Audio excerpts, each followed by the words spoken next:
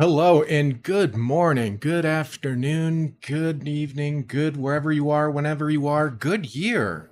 My name is Ronin Vector.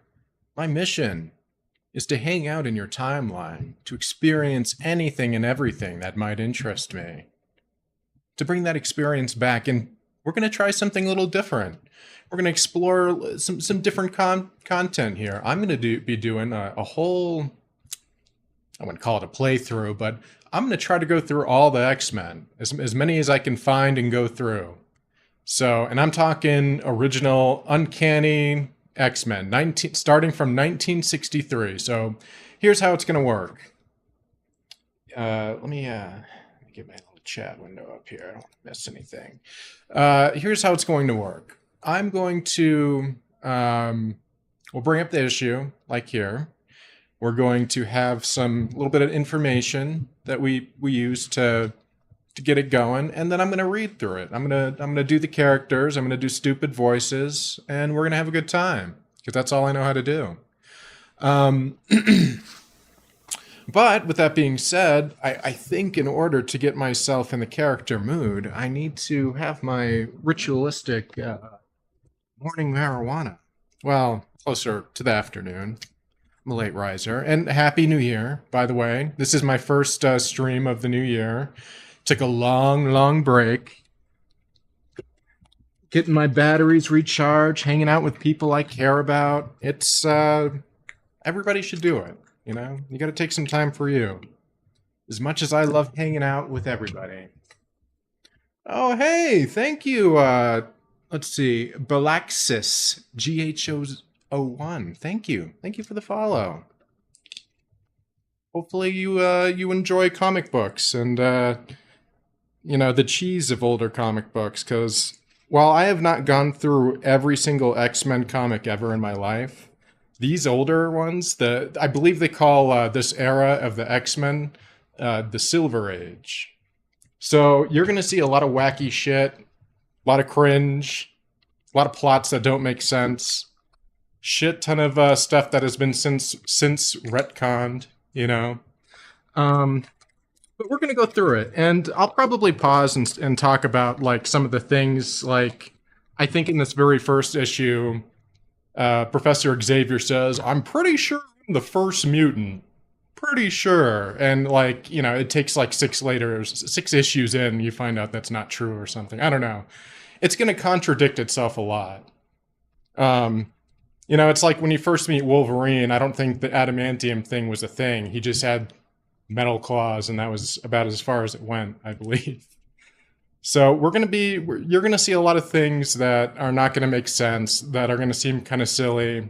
Magneto is just straight up, like, he calls himself an evil villain, basically, you know. I think something that made Magneto silly from the get-go was calling his faction the Evil Brotherhood of Mutants. And I know he kind of addresses it, but not until much later.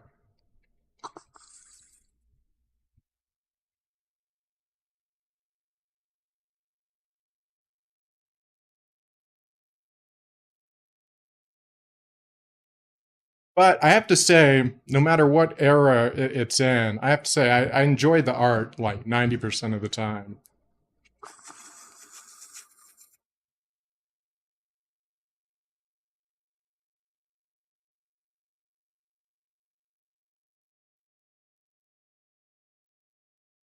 I mean, you got to love how the Iceman was.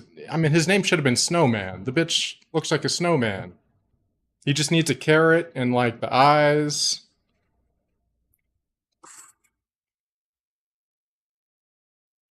You know what? I think we need one more good rip. I'm seeing a lot of characters already, so I'm gonna need to pull deep it within my stoner mind, all the characters I've met to transpose over these poor characters.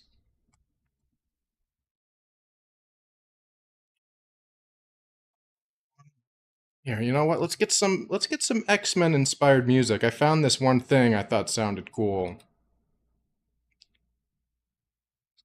Oh, probably help if you could hear it. There we go. Yeah, you need a good, watching TV, watching movie, some action stuff. You gotta have a good soundtrack, Not everything needs music, but certainly this does. Plus that, the OG X-Men cartoon, the animated series, my god. Name a better theme song, for real. And I know plenty of them, and I love all of them. But that X-Men theme can't be beat. And they've tried.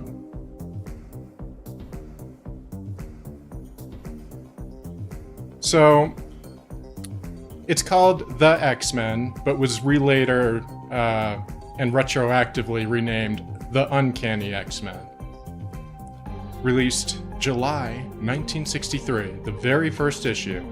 And I don't think these guys appeared in anything before, so all these characters are brand new. It's not like where Wolverine appeared with the Hulk, Like, I think, actually, yeah, no, they retroactively made him a mutant, though, I think.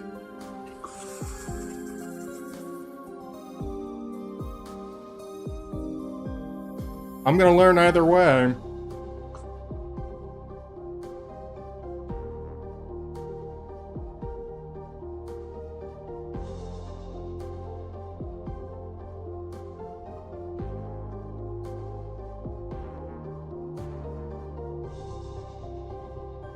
Something I'm just noticing now, too.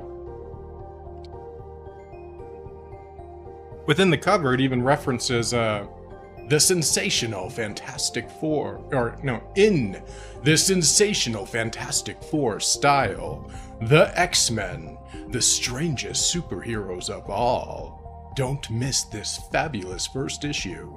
X-Men vs. Magneto, Earth's most powerful supervillain. Ooh, get some water after I just fried my throat.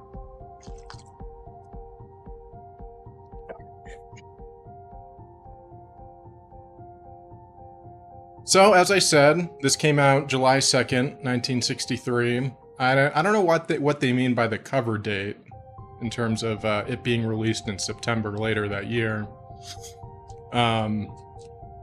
We got on deck for writer, Stan Lee. What's to say about that guy? Jack Kirby, penciler, also very famous. Inker, Paul Greenman. I feel like I've heard of him. Now, we're also going to be going off my own whims in terms of exploring whatever I feel is interesting here. Yeah, let's see. I want to see some other covers he did. I guess it's not going to be that easy.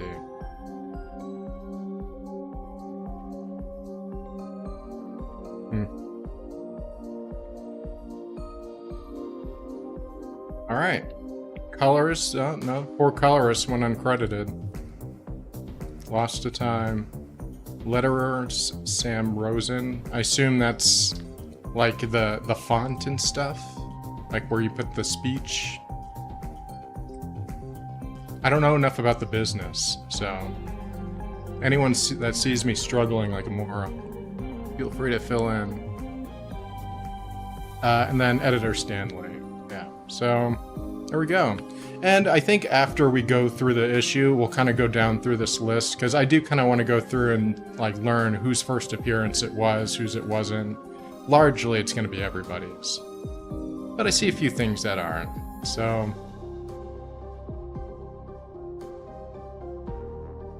yeah, so let's get into it.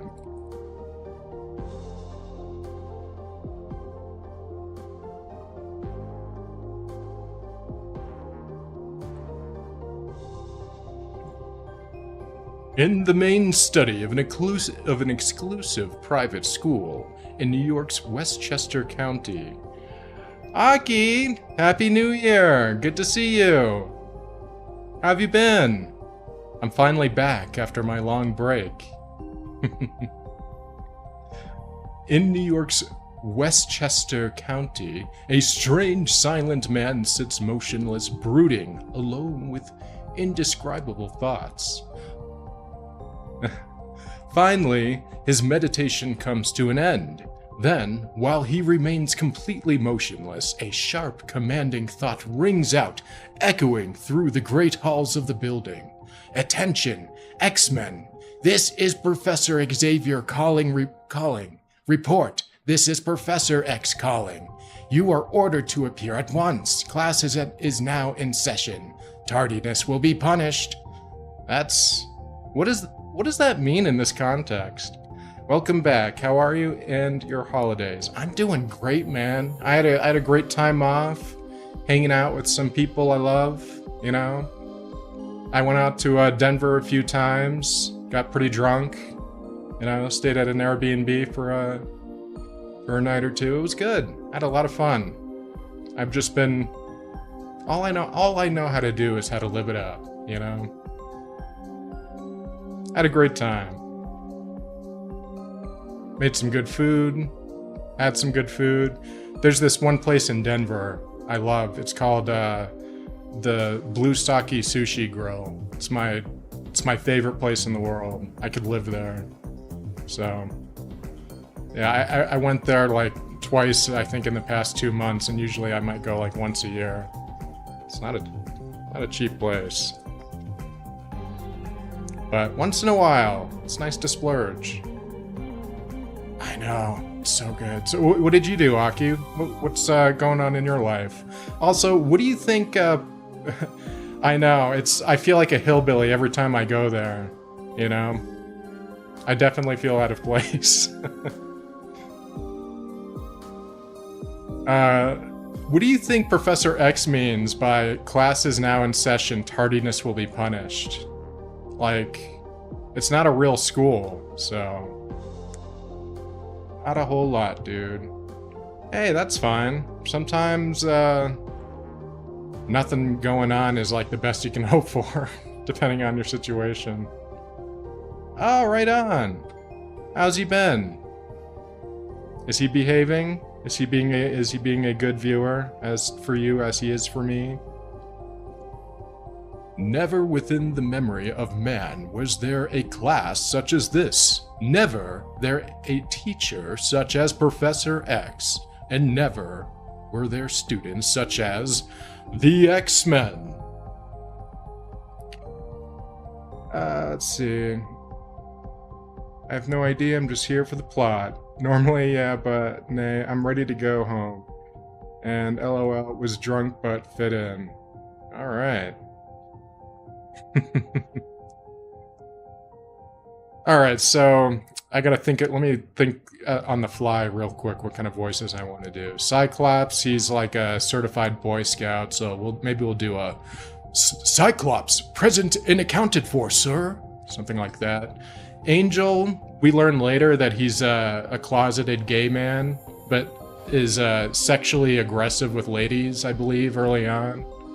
So, what would be like a gay man trying to like pretend to be straight? Like I gotta, what's a voice I could do like that? The Angel reporting, sir. I don't know. I might change it. We'll workshop it. No, you know what? It wasn't Angel, it was Iceman. Iceman's the gay man.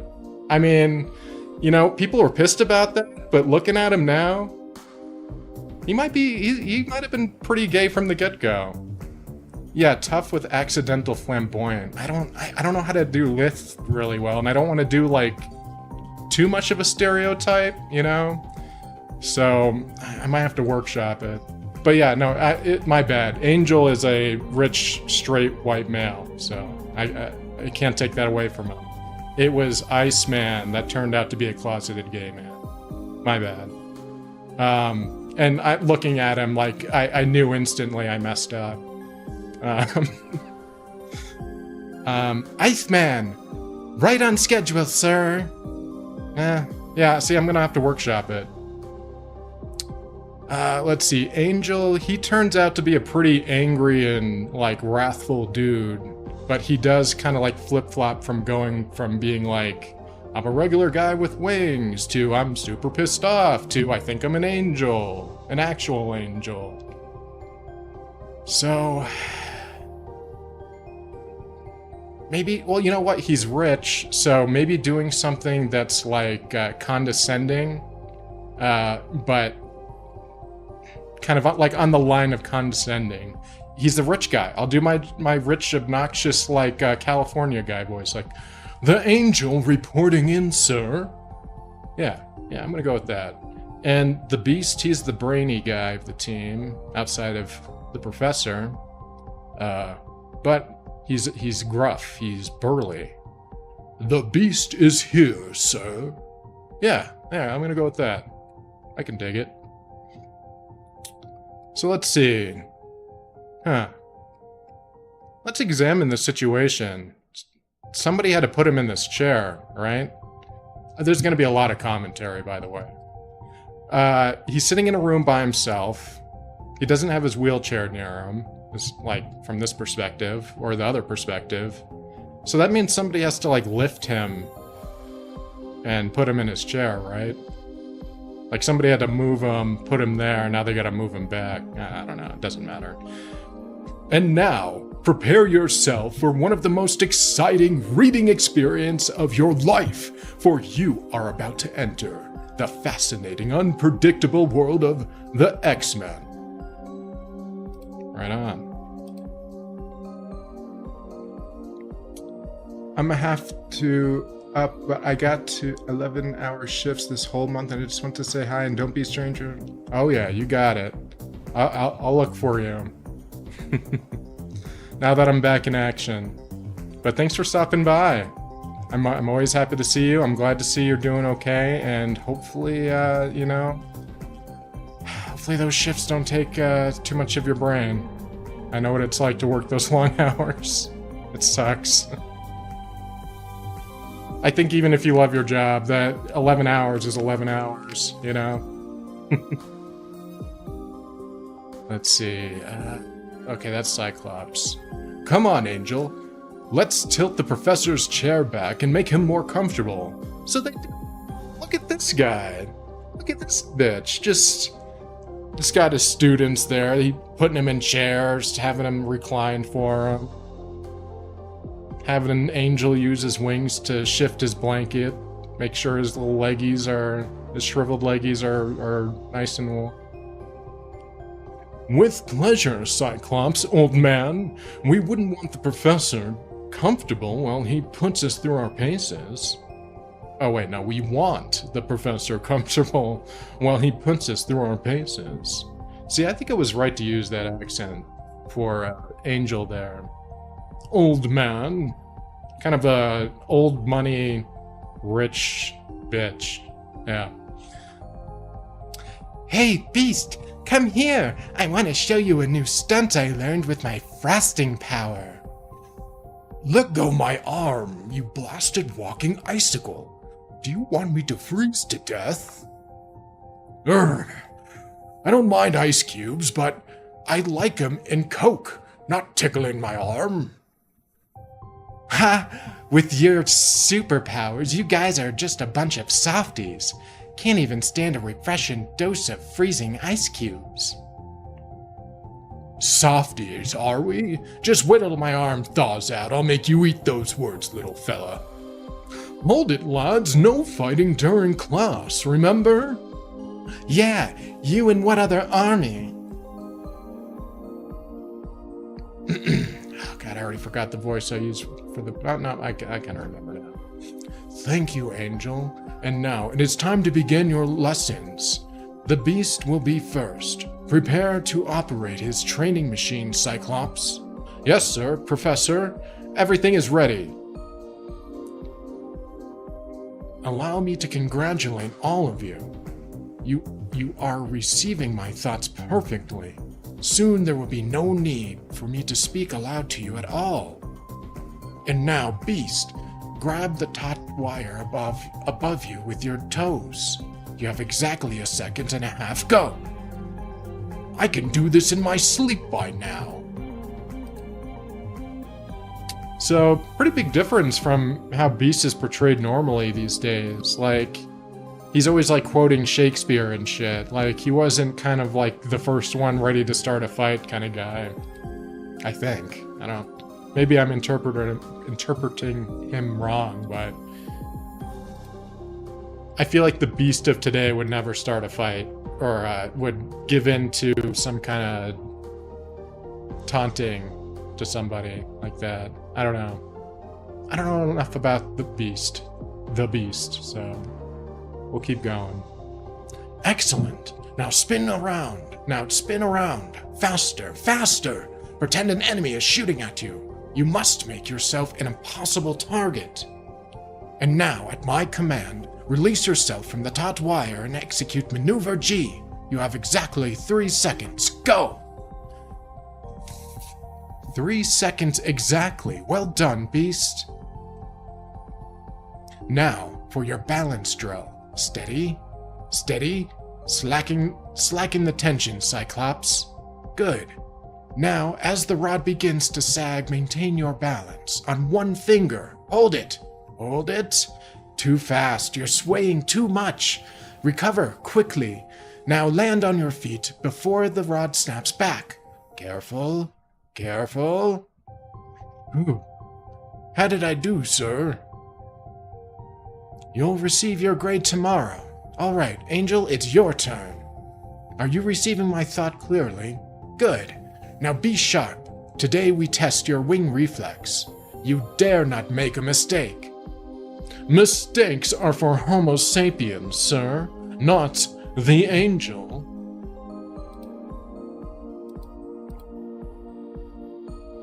Don't be overconfident, Angel. You almost singed your wing on that unexpected flame jet. You're right, sir. I'll do better next time.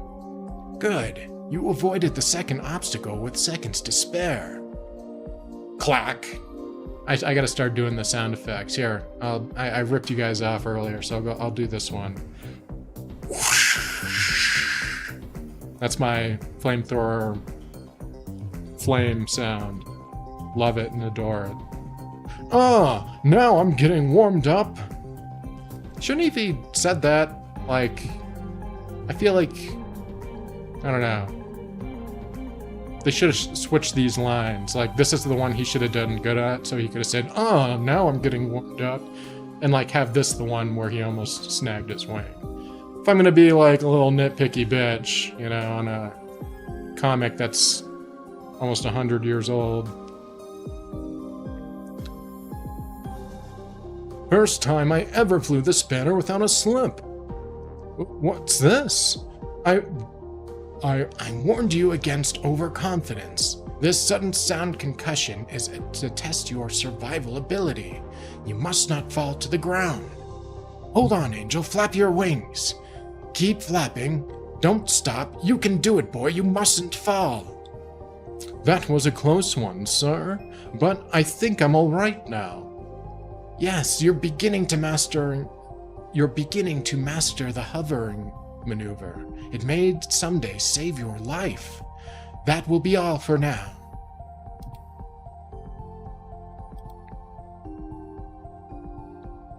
Professor, when are you going to stop taking it easy with me? Just because I'm a couple years younger than the others. How am I ever going to graduate at this rate?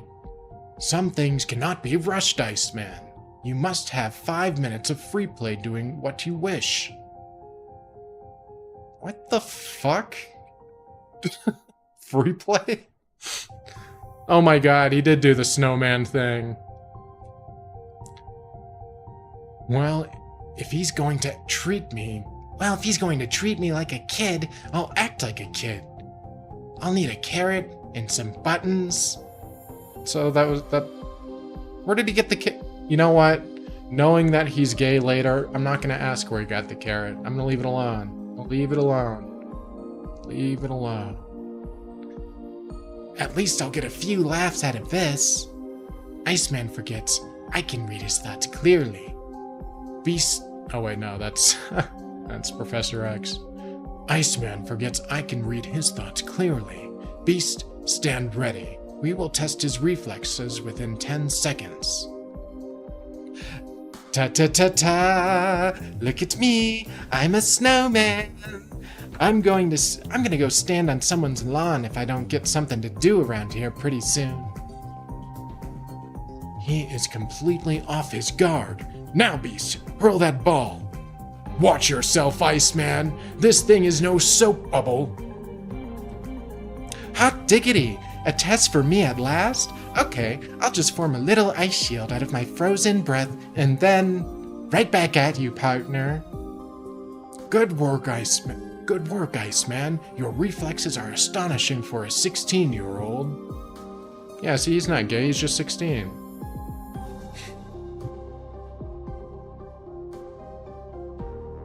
Oops. Right in the old pocket, kid. Hey, maybe we'll challenge the Harlem Globetrotter someday, eh? Silence, Beast. The lesson is not yet over. Cyclops is still to be tested. Look, you two clowns. Be more careful next time. That bowling ball just missed the professor by a whisker. That kind of horseplay isn't funny. Quit grandstanding, Cyclops. We know what we were doing. And the proof knows we don't want him to get hurt any more than you do. Cyclops, attention. This is your test. Assume the Beast and Iceman are your enemies. Put them out of action without causing serious injury. As you say, sir. Slowly, silently, Cyclops adjusts the small lever at the side of his head shield, and as he does so, his eye visor opens wider and wider until... You're the oldest, Beast, so you're first. Yow! Hey, turn down that blasted visor of yours, will ya? You almost knocked me clean through the wall. Sorry, Beast. I just wanted to show the professor what I can do. And now, for the Iceman, you're wasting your time, Junior. That ice cube shield can't block out my energy ray. See, that's already something that gets changed. It's not an energy ray, it's a concussive blast. It's different. Maybe not. Oh, wait, no. Maybe not, but it'll sure slow it down a lot.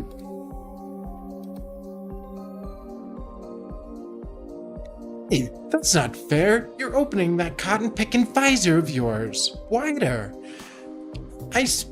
Iceman, for the kind of career we're treading for, there's no such word as fair. Now protect yourself. My energy beam is smashing through. This is one day I should have stood in bed. Stood in bed. Huh. Never heard it said that way. I always assume it was stay in bed, not stood in bed. I'm no English teacher, so... Okay, turn that beam off, will ya? Angel, Beast, join Iceman to try to subdue Cyclops. Thanks, Proof. I could use a little help.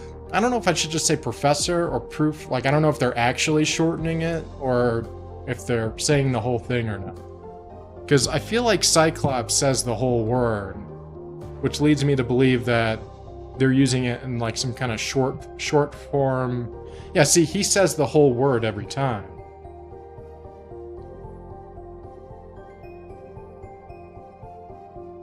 So I'm going to assume they're using proof professor as like a vernacular for professor, instead of like the writer just short forming it. That's my guess. So I'm gonna keep doing it. Proof sounds dumb, but professor, maybe prof is better. Prof, yeah, I guess that would be better. Let's see. Okay. Thanks, Prof. I could use a little help. It is not for your sake alone, lad. A few minutes of roughhouse is good for all of you to help let off steam. Then, suddenly, minutes later, a sharp, commanding thought pierces the brain of each of the four rampaging youths. Enough! The lesson is over. We must turn our energies to different matters. Return to your places at once. Stunned by the force and the explosive power of Professor Xavier's mental command, the X-Men recoil and draw back, their friendly free-for-all completely forgotten. Whew, you almost bowled me over with that one. Let's simmer down and see what happens next. I thought, wasn't Angel and Iceman on the same side? Why are they fighting?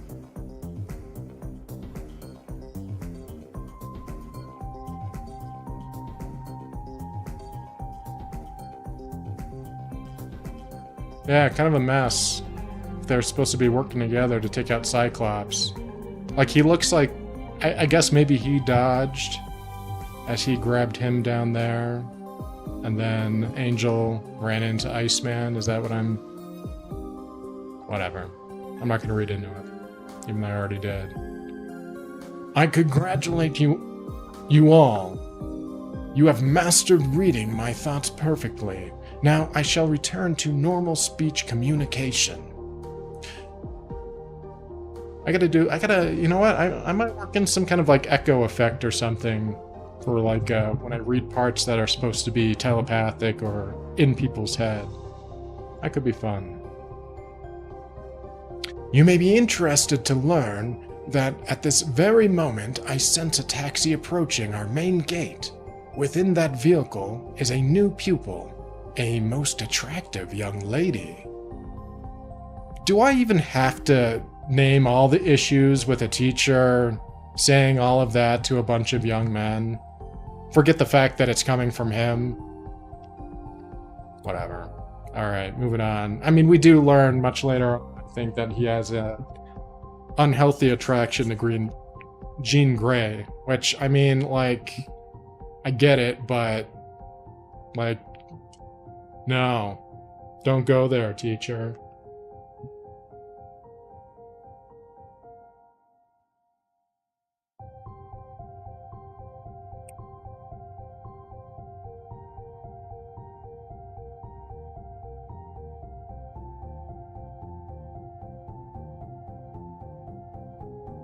Got smoothie juice on me.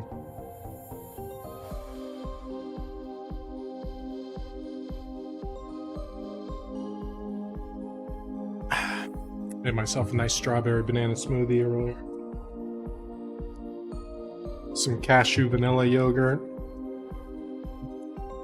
Delicious. Well, yogurt made from the cashew that had vanilla flavoring. To be specific about it. Which I am wont to do. Alright, Cyclops, Angel, Beast. Which makes this Iceman. Alright. You're right, sir. Wow, she's a real living doll. A redhead. Look at that face, and the rest of her. All of a sudden, I'm in no hurry to graduate from this place. A girl. Big deal. I'm glad I'm not a wolf like you guys. That was, you know what? A lot of people complained about Iceman being gay, but retroactively, I think it could make sense. I'm not saying that every dude is horny, but like, even the professor was talking about how he wanted to drop his panties for her, so it's... I think story-wise that you could fit it in. That's what she said. I'm glad too. Who needs the extra competition from Iceman? I wonder what superhuman power she possesses. She looks normal enough. Well, let's go in and change so we don't scare her when she first sees us. Or, well, I guess maybe it must be Iceman saying that, because he's the only one that can walk away. So, not to put a slam on Xavier there. Also, they still have to move him to his wheelchair. I just think it's funny. Somebody's just moving him around. Alright, so it's Iceman. Well, let's go in and change so we don't scare her when she first sees us. Because I guess he's technically naked, right? Iceman? Because Because if he's not naked, then why is he wearing boots? Like, why everything but the boots? So he's naked, right? Like he has to stay that way, or he can't be snow. Or I don't know. I don't know what the rules are. I just think it's weird that he's only got the boots.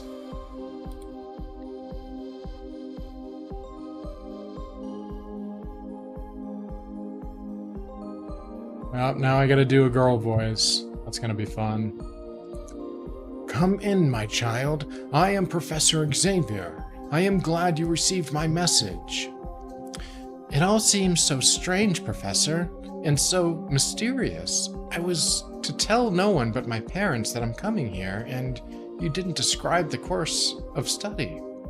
What kind of school is this, sir? I have the right to know. I think you already suspect, Miss Gray. You see, I can read your thoughts quite clearly, and I know all about your unusual talent. You, Miss Gray, like the other 4 students at this most exclusive school, are a mutant. You possess an extra power, one of which ordinary humans do not. That is why I call my 4 students X-Men, for the extra power. That sounds like something a rich person makes up when they don't want to admit that they just wanted to name it after themselves. I don't believe you. I don't fucking believe you, Professor X. It's the X-Men because your name is Xavier. Just like how the school is the Xavier Institute for Special People, whatever the fuck it's called. I don't believe you. And not to mention, like, he could have also, I mean, again, this is retroactive, I think, the X gene, so you could, you know, X-Men, the X gene. But it's the first comic. I'm gonna go easy on him. Ooh, let's take a guess here. That's gotta be Angel. That's gotta be Cyclops. That makes Iceman. Obviously, that's Beast. Look at those hands. You could crush your head with those hands. Alright, so it's Professor X speaking. And here they are now. Allow me to present them to you. From left to right, we have Hank McCoy, known to us as the Beast, Bobby Drake, nicknamed Iceman, Slim Summers... What? Slim Summers, our human Cyclops. His name was Slim? How did I forget that? Slim Summers. Instead of Scott Summers, I guess? I wonder why they changed his name. I mean, Slim Summers sounds stupid, so I'm glad they did, but... Slim Summers. Our human Cyclops, and Warren Warrington III, who is called the Angel. Boys, this is Miss Jean Grey. She will be known as Marvel Girl.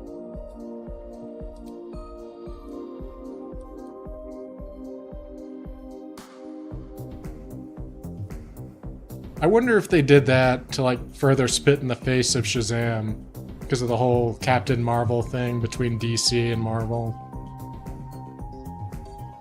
I'm sure there's...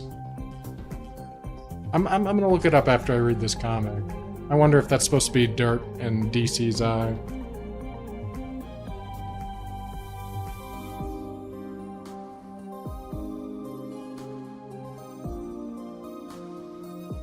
How come he's calling you Marvel Girl, Miss Gray? What power do you have? She has one very obvious power. The power to make a man's heart beat faster. You know something, Warren. If I had your line, I'd shoot myself. You'll learn more about me, boys, in time. Well, no time like the present. Come on, Slim. Bring the little lady a chair. Slim. His fucking name was Slim? I still can't get over it. It makes him like a little more of a dork in my mind.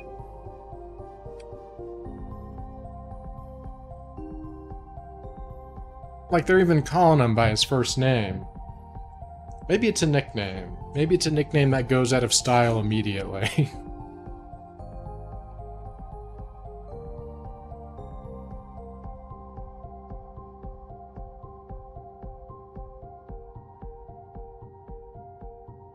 I'd love to, like, see it make a comeback, though, somehow. Like, if it was, like, his code name in some movie.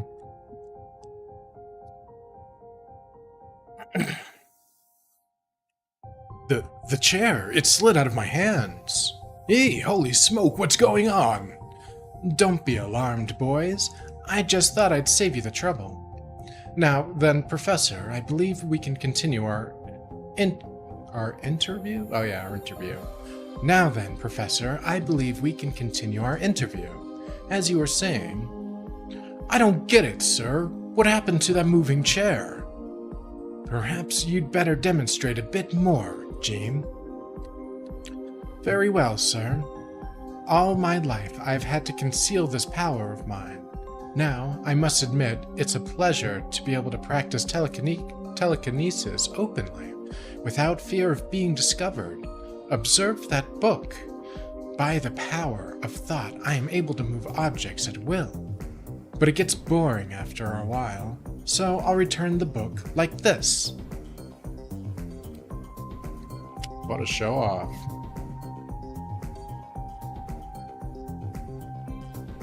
Thank you, Gene. And now, let me tell you more about my school.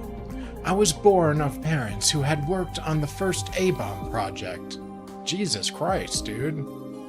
Like yourselves, I am a mutant. Possibly the first such mutant. I have the power to read minds and to project my own thoughts into the brains of others. Now, retroactively, we know he knows this can't possibly be true, him being the first mutant. Between Magneto and the Shadow King, you know, and I'm sure, I'm positive there are others. Maybe he means he's like the oldest mutant that is alive. Like, I don't know.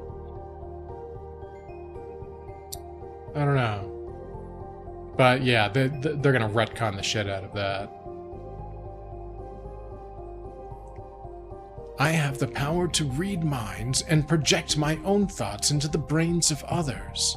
But when I was young, normal people feared me, distrusted me. I realized the human race is not ready to accept those with extra powers. So I decided to build a haven, a school for X-Men. Here we stay unsuspected by normal humans as we learn to use our powers for the benefit of mankind, to help those who would distrust us if they knew of our existence.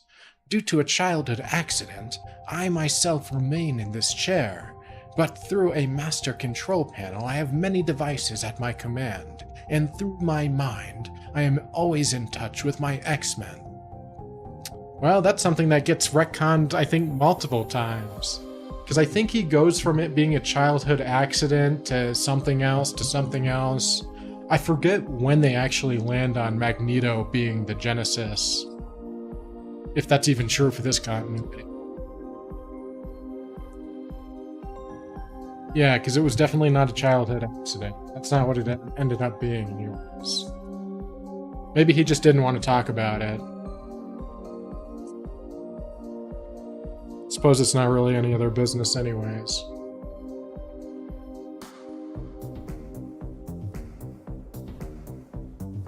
Of course, he is making them lift them out of chairs and stuff, so maybe they are entitled to some kind of real explanation. Alright, let's get a Red Bull in there.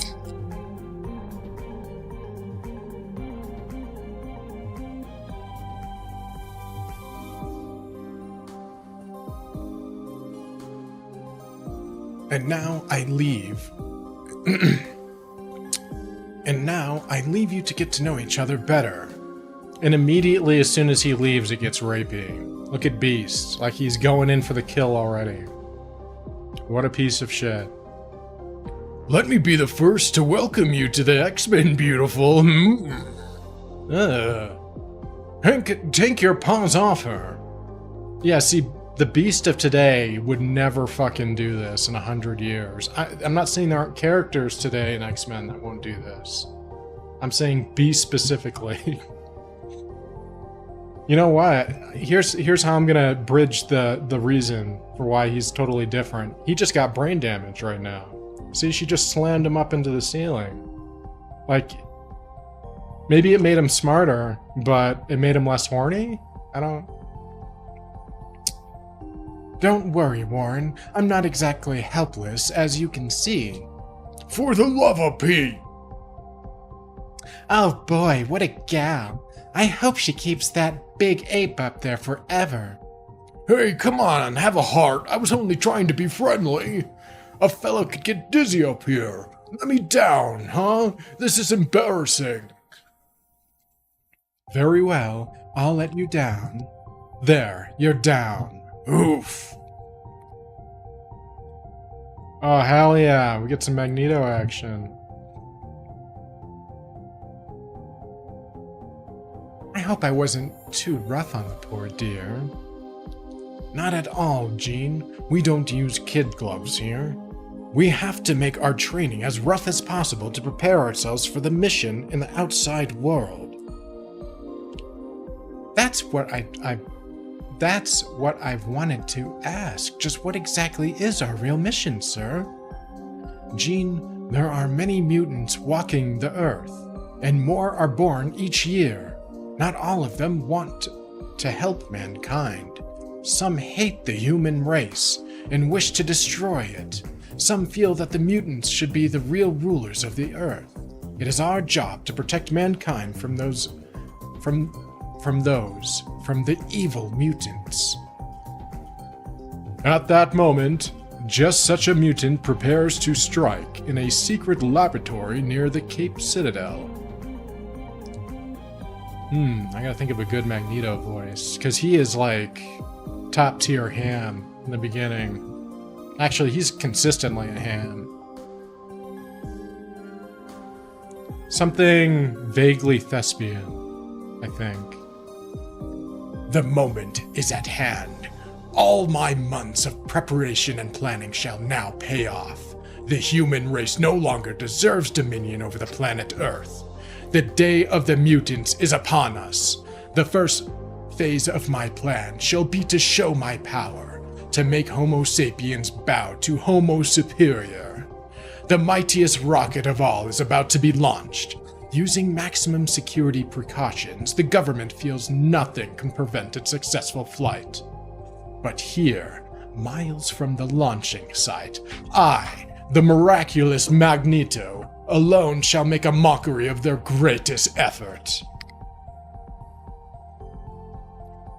I can feel the irresistible waves of pure magnetic energy surging from me.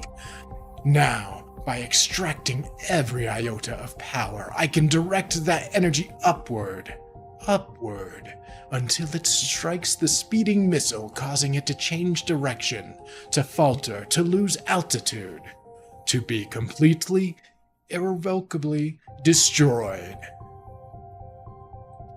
General, every phase of the launching was A-okay. There can only be one explanation. The bird was tampered with. But how? Even a microbe couldn't have penetrated our top secret security measures. The next day, the shocking news is transmitted to a startled public. Incredible! It's almost as though a destructive ghost is running amok at the Cape. And the paper says sixth top secret launching fail. So Magneto has taken down 6 of these rockets. Back then, that was probably like enough money to, I don't know, buy a small country back then. Who knows? I wonder what the timeline is. Is it over a week? Over months? Days? Can't be days. Extra, extra, another missile fails, extra. But the worst is yet to come. Later that afternoon, at the heavily guarded fence surrounding the launching site. You, keep that gun steady. Why is it quivering that way? We're not doing it, sir. It's moving by itself. Run for cover. The gun is out of control. Suddenly, like a living thing, the machine gun leaps into the air, spins around, and begins to fire wildly in all directions. But the machine gun is not the only thing that suddenly maddeningly seemed to go amok. Run! The tank is moving by itself! Gangway! It's impossible, and yet it's acting like it's got a mind trying to miss us. Swish, clank, clank. Within seconds, the entire installation is alarmed, as emergency measures are swiftly brought into play. And then, sound the alarm! Condition red! Alert the Pentagon! General! Look above us, in the sky! Appearing as though by magic, over the heads of the astonished troops, huge letters take shape, composed of the dust particles of the air itself, skillfully magnetized into a message by the unseen mutant. Surrender the base, or I'll take it by force. Magneto. Magneto? What is Magneto?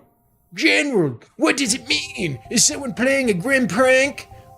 You just saw that machine gun, that tank rampaging out of control. This is no joke, Colonel. They are startled. Good. The element of surprise is in my favor. But they're making no move to surrender. Perhaps they need another demonstration of my power. Wow, his cape really got longer over time, didn't it? Or maybe this is like his indoor cape, like, you know, his lounge cape. For when you want to be home and you don't want to trip over your own cape. He does look like he's got a lot of machinery around him, so having a long cape could be kind of troublesome. I'll direct my magnetic impulses into this energizer to increase their power, and then I'll leave the helpless Homo sapiens with no room for doubt. An instant later, invisible waves of pure, powerful magnetic energy flow irresistibly into an underground silo, where one of democracy's silent sentinels wait at the ready. And then, manipulated by sinister intelligence, many hundreds of yards away, the magnetic force lifts the silo head, activating the mighty missile.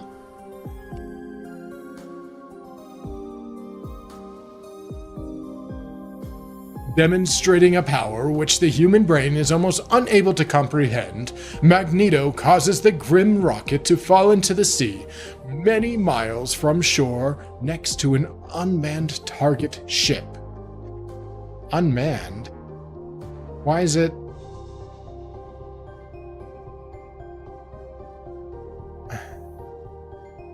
I mean, I'm glad he didn't kill anyone, I guess, but why is it unmanned? And it didn't... Did it even hit it? So... I'm confused. He didn't destroy the ship, so why does it matter if there's people on it? I'm confused. Maybe it'll be explained to me one day. But still, the thought of surrender never crosses the minds of the fighting mad base personnel. Sergeant! Order the guard doubled at every missile control center, and any rocket deemed a menace is to be destroyed instantly. Some power beyond our understanding is affecting our weapons. We must find this Magneto. General, look, that commotion at the main gate. It seems he has found us first. Hold it, Mac. If you're looking up for a masquerade party, you've gone to the wrong place. Beat it. Well said. Oh wait, no, is that Magneto? Yep. Well said, guard. What a pity you have no power to back up such impressive words. Your puny weapons cannot stop me. They can't, eh? One little burst over your head will surely change your mind. Hey, what gives? The gun won't fire. The trigger seems locked in place. I can't even lift my gun. Feels like it weighs a ton. on! We got a future rapper on our hands.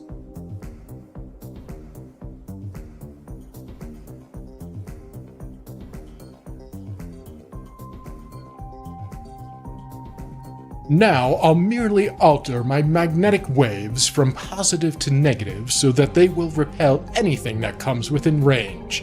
Nothing can touch me as long as I walk to my objective. We can't stop him. Call for reinforcements. I'm way ahead of you, pal. But the additional reinforcements are equally powerless to stop the one-man invasion of the strategic base. It's like he's got an invisible barrier around him, hurling us away. There, by simply narrowing my magnetic waves all around the lesser humans, I can keep them confined to that area until I reach their officer in command. And finally... Hold it, man. All right, whoever you are, if you've something to say, you've got 60 seconds to say it. Wrong, General. I've all the time in the world, and now I, the miraculous Magneto, claim this entire installation in the name of Homo Superior. That does it. Take him away, men. We'll show him that... What's that? We can't move out of this small area. It's like being encircled by an invisible fence. That living fence, as you call it, is the symbol of my great power. It is a mighty shield of magnetic energy. And as I have now accomplished my first objective, gentlemen, Cape Citadel is mine.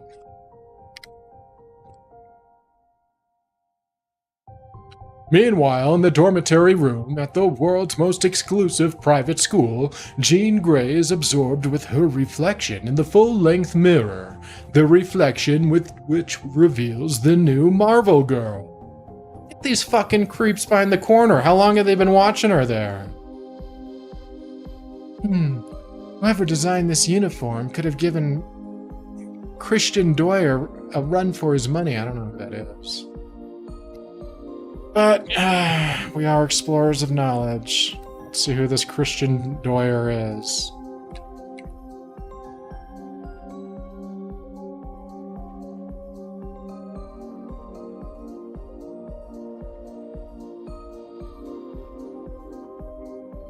So, some fashion brand that's still somehow relevant today. Neat.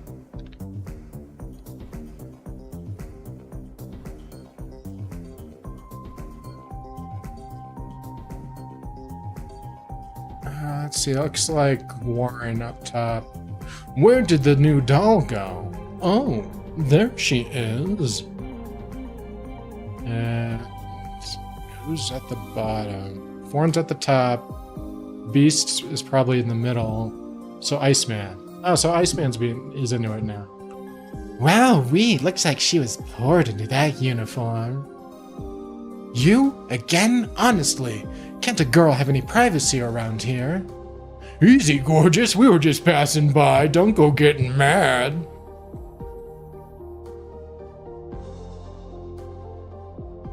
Suddenly, the youngster's bantering is forgotten as sharp, commanding thought registers in the brain of each of them. Attention, X-Men, this is Professor Xavier. Report to my study immediately. You have 15 seconds. No excuses will be tolerated. Wow, did all of you receive that mental blast? And how? It sounded like a trumpet's blare. Let's go. Exactly 15 seconds later. I guess, good thing we know that they're fast. They can run across the house. I mean, I guess it's impressive if you know it's a mansion. I commend you for your punctuality. I have just heard a bulletin on the radio which concerns you. You're speaking aloud. That means it's important. I've never seen the professor like this before. So grim, so intense. A crisis has occurred at Cape Citadel, which leads me to believe the first of the evil mutants has made his appearance. This will be your baptism of fire. You are to go to the Cape and defeat him. Yabo, action at last, gangway. Cape Citadel, whatever the menace is, it must involve our missiles. Wonder who the mutant body is. Ha, I can get ready faster than the rest of you. All I have to do is ice up and put on my booties. I put in the booties part, admittedly.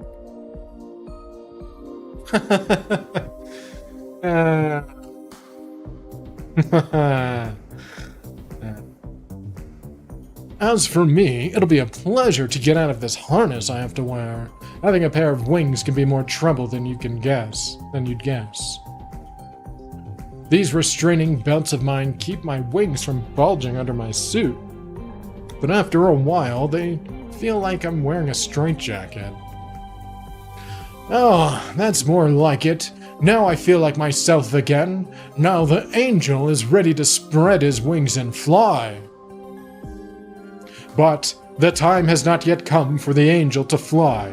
Instead, the band of superhuman teenagers are driven to the airport in Professor Xavier's specially built Rolls-Royce with its dark-tinted windows. Wow, that's awfully specific.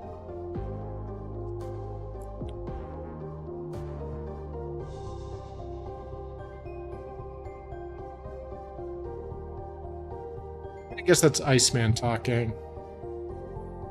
Because usually younger people are more likely to make a stupid comment about other people's things. He's 16. He's still learning. Boy, it must have taken a heap of green stamps to buy a chariot like this. Look at that, a typo. So it probably wasn't stood in bed then. It probably was stay in bed. Because these are capable of errors, and they're not corrected. No joking, please. Concentrate on your mission. Review your powers. Your foe is certain to be highly dangerous. I don't want to... It's not a big deal, but I'm wondering how Professor X is doing the pedals. Did they have, like, the special steering wheels back then? Where you do the... I guess he's rich. He could probably work it out. Minutes later, in the Professor's remote control private jet, the X-Men and Marvel Girl are winging towards Cape Citadel at nearly the speed of sound.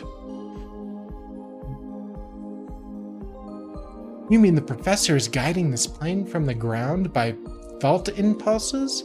It's unbelievable. Look, doll, when you join the X-Men, you realize nothing's unbelievable. I feel like this is something that they don't ever do again. Like, Professor X cannot control machines, right? Unless they mean like he's like controlling the pilot or something. That's what I'm gonna go with up in the old headcanon here. He's controlling the pilot. A short time later, at the Cape. Cease firing, it's useless. We don't have anything in our arsenal that'll penetrate Magneto's magnetic force. All intents and purposes, he's in full control of the installation while we're outside looking in. With due respect, General, I represent the X-Men. Perhaps we can help. X-Men? What the? Look, we're having enough trouble with one guy in a cornball costume. Now, who or what are the X-Men? No time to explain, sir. I respectfully request you to hold off your fire for 15 minutes while my partners and I go into action. All right, we've got nothing to lose, but I feel like a danged fool. You won't regret it, sir. X-Men, attack! Hey, what's going on? It's freezing all of a sudden. Sorry, men. I'll be out of here in a second, and then you can warm up again. I'm saving my real big freeze for whoever's hiding behind that force field.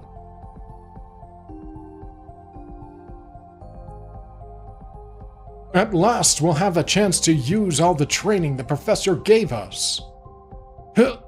Walking snowman, a guy with wings flying above us. What's next? You'll see in a second, soldier, when I play leapfrog over you. Sorry, boys, I'm in a hurry, and this is the easiest way to clear a path for myself. Finally, the first of the X-Men reaches the force field and... Use your energy beam at a greater power. That magnetic field is stronger than it seems, Cyclops. Gosh, the professor is still in touch with us, mentally, despite the distance between us. Yes, Professor. Yes, sir, Professor. I'll increase the beam intensity right now. I'm getting through. That's what was needed. A natural counterforce to better the unnatural magnetic field. Of course. It's funny that I don't care who you are. And now I'll switch to maximum power. I can only maintain this pressure for a few seconds, but I did it! Behind the force field, the natural energy feedback weakens the startled Magneto. Some power is attacking me. Some power as superhuman as my own. I was staggered because I was unprepared for any such onslaught. But now I am forewarned. I can defeat any foe, no matter how superhuman they may be. But Magneto is soon to learn that he has more than one foe to contend with. He has the fighting band of X-Men. Cyclops knocked himself out, but he's got us in here. Now let's prove we can carry the ball. Look sharp, X-Men. You are facing a dangerous enemy. Now I see my antagonist. 5 costumed youths. Supply surely all their powers put together can be no match for mine. But I will let the base's hunter missiles do my fighting for me. They will hunt down 5 attracted by their body heat. The 5. And so, at the press of a button, Magneto unleashes 5 of the most sophisticated weapons ever created, all zeroed in on the X-Men. The first target for the merciless missiles is the Angel, flying closest to them. Got to dodge them somehow. It's no use. They're too fast to gaining on me. Hang on, Angel. I can help you while they're still within range. These ice grenades mustn't miss. They're the Angel's only chance. Just as the hunter missiles are attracted by heat, so are the Iceman's ice grenades attracted by the missile speed. And so... Bullseye! It worked. The ice covered their noses, preventing them from exploding. And now with their guiding systems knocked out, they've got to drop to the ground. But there is still one missile which was not hit. Too far away now for the Iceman to attack. I can't keep dodging it much longer. Angel, lower, fly lower. Come towards me, hurry. Okay, Beast, but what? Just wait and see, pal. Got it. Good work, Beast. Now release it and I'll take over now. And then, using her amazing telekinetic power, Marvel Girl mentally hurls the missile into the sea, where it harmlessly detonates upon impact. Despite their seeming youth and inexperience, they are mighty antagonists. I must never again make the mistake of underestimating them, but I shall still prove to be their master. There he is. I've found him. X-Men attack! Wrong, you flying fool. It is I, Magneto, who have found you. See how easily I can stop your flight by magnetically hurling every nearby object which is not bolted down. Some that probably were. I imagine. Don't congratulate yourself too soon, Magneto. See how easily I can remove your magnetized junk with my energy beam? Yeah, and you might go after... That could be used more than one way, Magneto. You gotta be careful. Magnetized junk. Much obliged, Cyclops. Magneto can't have gone far. Let's find him now. They are all together now. Good. I'll finish him off with one fell swoop. Not all those with mutant powers are fit to rule the Earth. You must be destroyed. Heads up, X-Men. Here comes trouble. Can't get out of the way in time. Only one thing to do. Stay close together. I'll cover us with an ice igloo shield. He ignited the rocket fuel. It's gonna blow up. Wham! Now, with them out of the way, nothing remains to interfere with the master plan of the miraculous Magneto. Sure does like calling himself miraculous a lot. I feel like that should have been the name of a solo run, The Miraculous Magneto. Like his own mini-series. The heat is so intense that even I cannot get close to it. I must carefully walk around it. That beam from under the ground, what does it mean? It means you're finished, Magneto. Cyclops created a tunnel for us under the blast with his energy beam, saving us from the impact. And now... You haven't yet defeated me. Wait, no. You haven't defeated me yet. I can still escape you, flying by means of magnetic repulsion. He created another magnetic force field I can't fly through. Don't worry, Angel. We'll breach in no time. And breach it they do, but by that time... He's gone, but where? A mutant with his powers. He could be anywhere. But at least we've beaten him for now. Your base is operational again, General. Magneto is gone. Uncanny! Your 15 minutes are not yet up. You call yourselves the X-Men.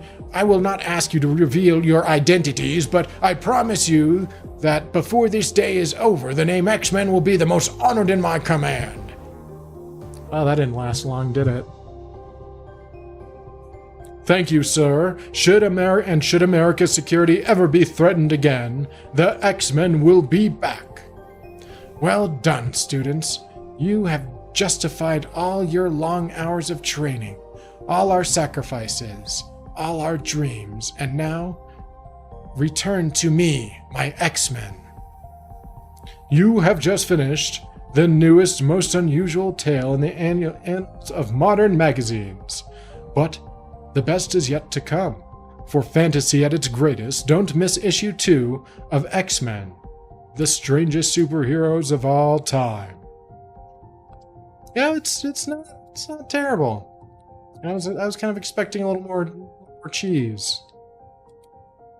For the story to be a little more nonsensical. So let's go down the list and see if we can't learn something else interesting.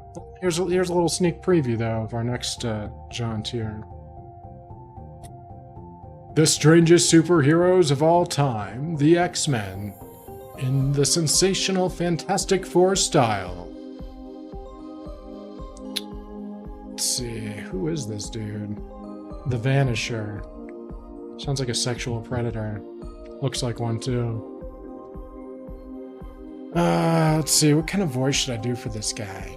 I've beaten the X-Men before, and I'll do it again. But this time, it'll be forever. Yeah, I'm gonna do something real wormy and kind of gross sounding. Alright, but going back to our original comic here. Apparently, these are all first appearances. Like, very first time in your chronological history.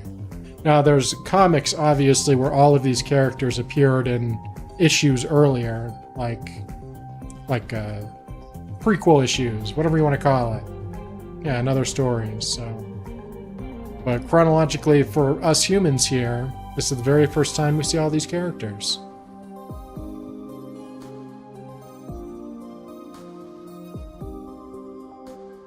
I love some of the stuff mentioned here. Races and species. Humans, mutants, wolves mentioned, apes mentioned, birds mentioned, ghosts and spirits mentioned. frogs mentioned. It's just funny. It's pretty. It's funny, but I like how comprehensive it is. It's funny, but I enjoy it.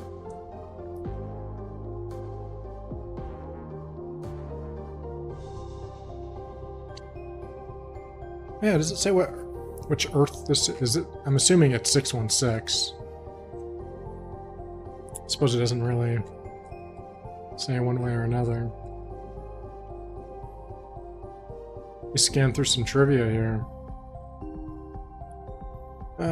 Oh yeah, the comic's title was later changed to Uncanny X-Men and continued under that name until its numbering was rebooted. With a new Uncanny X-Men series in 2013. Oh yeah, man. I remember that. Time flies. Magneto makes a statement in the air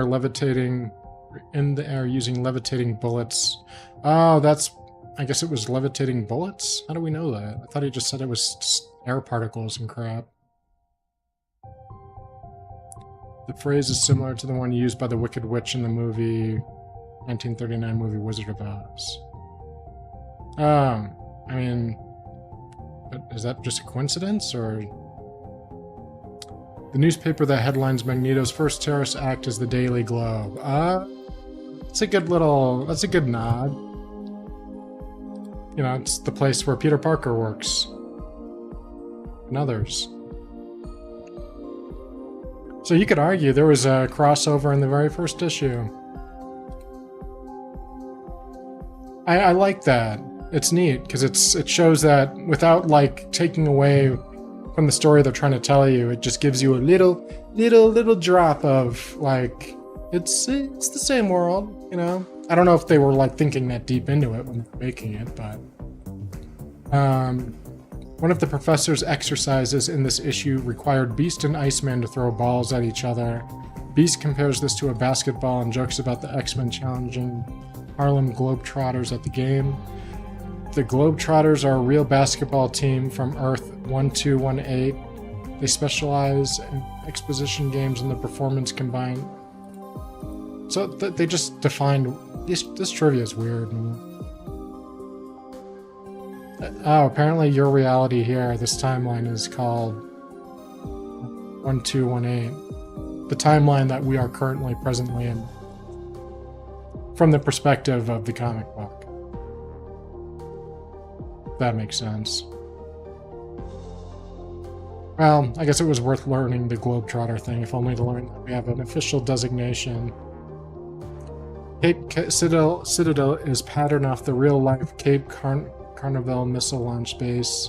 In fact, future issues of X-Men that recalled these events, such as X-Men 113 and 125, would specifically state that this was Cape Canaveral.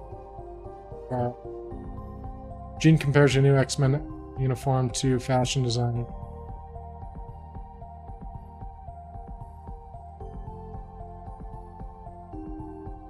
There's a long-standing fandom debate over whether Stan Lee or Jack Kirby lifted the elements of Doom Patrol.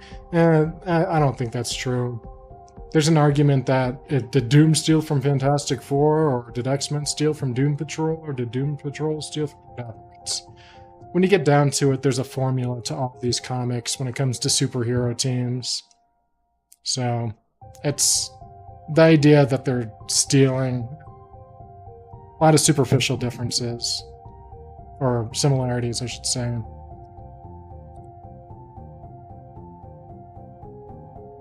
Alright, so X-Men number 1. I was gonna give it a rating. It's hard. I don't know. I guess a 7 out of 10. Like I'd see some more. It's maybe a 6.5. Like, it's not... When I compare it to... It's kind of unfair, because we're comparing a story from the fucking 60s, early 60s, to all of media that's ever happened. But then you look at stuff like Shakespeare. So, you know, like, a good story is a good story. And, yeah. It's pretty... It gets the ball rolling. Like, I would read the next issue had that been the first time I read it back in the day. Especially without all the good stories we have now. But as far as like a good comic book that you want to read now, it's like I said, it's pretty basic. It's just to kind of get the ball rolling and establish characters. It's a pilot episode, right? So let's go on to this next one here, X-Men number 2. And I'm going to find some different music to use here, because I'm getting a little bored of this one. So, yeah. We're looping it at this point.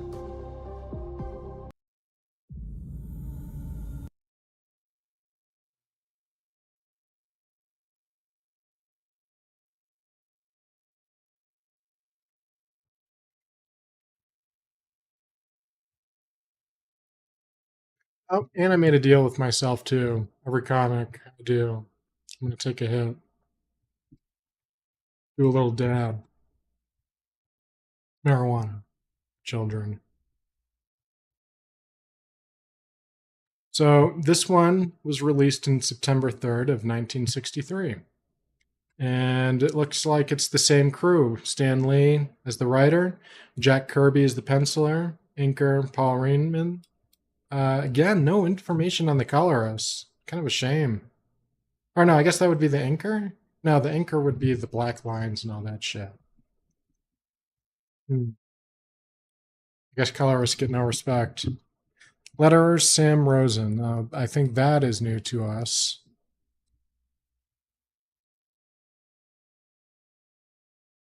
In 1960s Marvel Age of Comics, Sam Rosen and Art Simek lettered most, if not all, of the company's publications. That's pretty cool. So these two dudes were responsible for all the text bubbles, basically, then. I'm leading to believe here.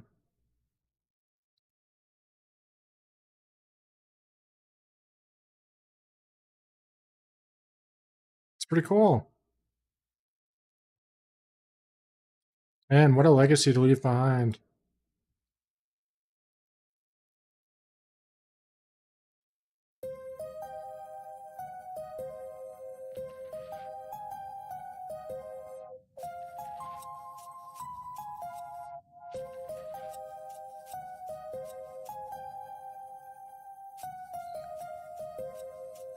All right, got some music going.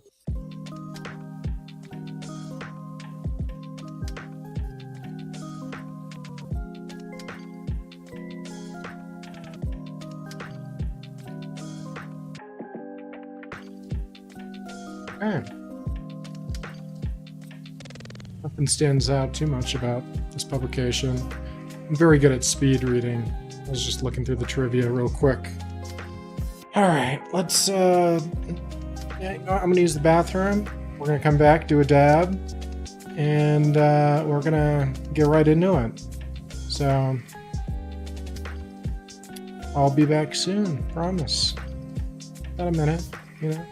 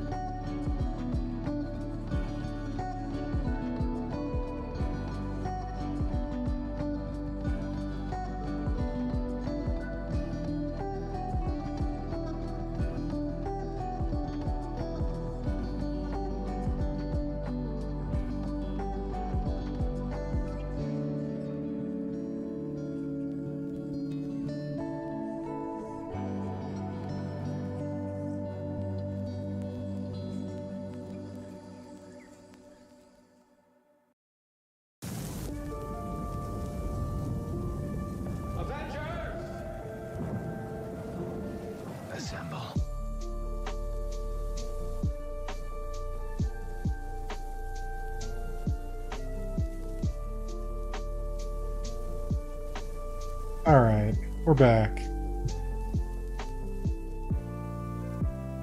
Back with the Uncanny X-Men number 2. It says X-Men. It's retroactively uncanny. Make of it what you will.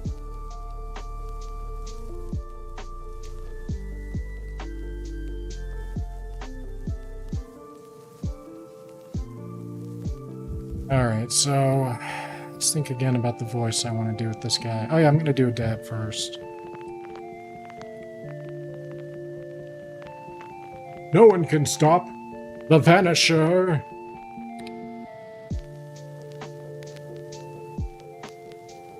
Where's the cover? Where you go?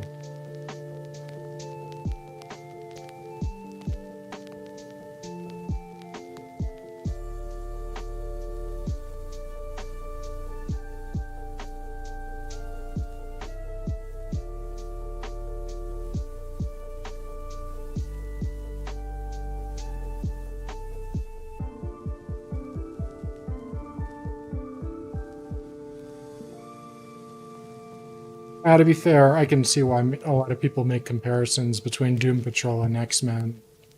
You know, you got a team of people that are sort of hated by the world, guy in a wheelchair. But like I said, I feel like all these superhero teams have these superficial similarities. Like, even the Fantastic Four, you know, it's the original superhero family, whatever, but you know, it's still the two people on the team that want to bang, freak. You could argue that Reed is kind of like the Boy Scout of the team, maybe. I don't know. Like everybody, like every team has these niches that seem to need to be filled in order to be popular. It's like creating a party in Dungeons and Dragons. Like you gotta have a tank, gotta have DPS, gotta have healer. Seems to be like a pretty tale as old as time, as they say.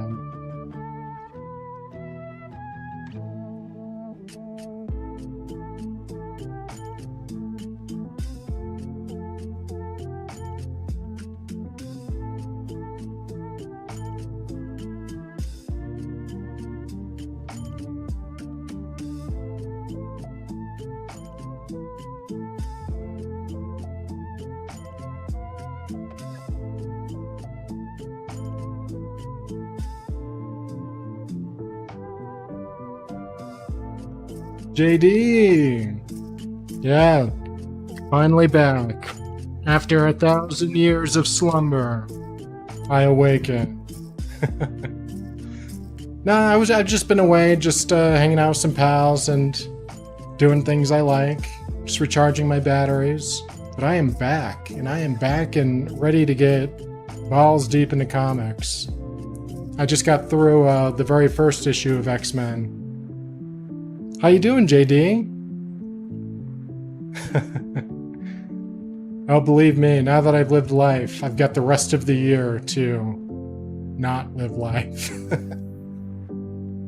But how have you been? How'd your holidays go? What have you been up to?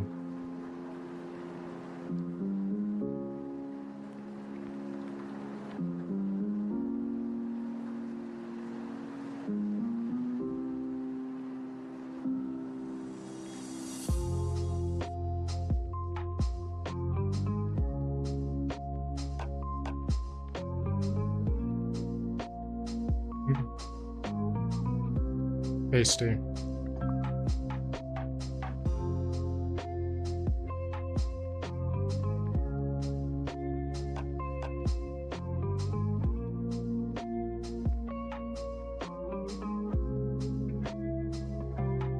Yeah, this Vanisher guy totally looks like a sexual predator.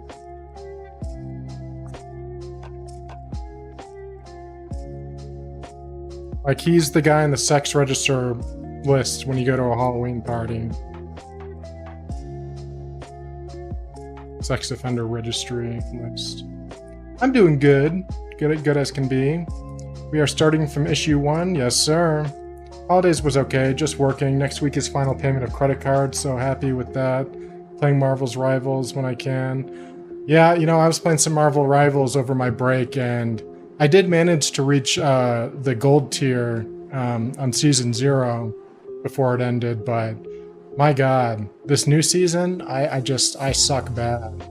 So, you ever want a shitty team member? I don't know, maybe I'm not shitty, maybe I'm gaslighting myself, but god, I feel like I just suck at the game sometimes. But, yeah, I'll play with you sometime if you ever want to do some Marvel Rivals. Let's see. Yeah, and you know what? Getting rid of debt is the best feeling in the world. Gold stuck on bras. I hate that Fantastic Four map. Yeah, man, I cannot escape bronze right now because I got reverted, I think, to like bronze 1 or something like that after the season ended. After season 0 ended.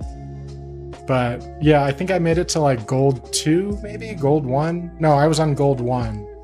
Yeah, because I was getting kind of close to platinum, but I just couldn't make it. Yeah, no, but this new season, I cannot claw my way out of bronze to save my life. I would love to like just shit on teammates, but I feel like I'm just as shitty as everybody else when like the game goes wrong. For as much as everybody complains about each other. Like, you know it's bad when you got the other team defending you. Like, why are you picking on the guy in your own team when your kill-death ratio, you know what I mean? It gets ugly quick. But, alright, let me get another sip of some water to preserve my lovely vocal cords.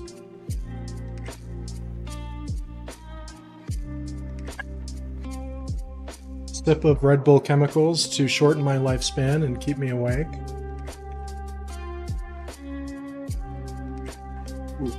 We're good to go. JD, who are your like main characters, like as far as like tank, damage, and healer goes? Like, what are your mains, would you say? Because right now for healer is Jeff the Shark. He's my little man. I go between Spider-Man and Wolverine for damage, and then I primarily go with Venom for tanking. But I don't know if like any of them are like Spider-Man. I am getting so sick of. I am absolute garbage with Spider-Man, no matter how many times I play them. So I'm about ready to just play Wolverine full time. But I don't really do damage or tank very often.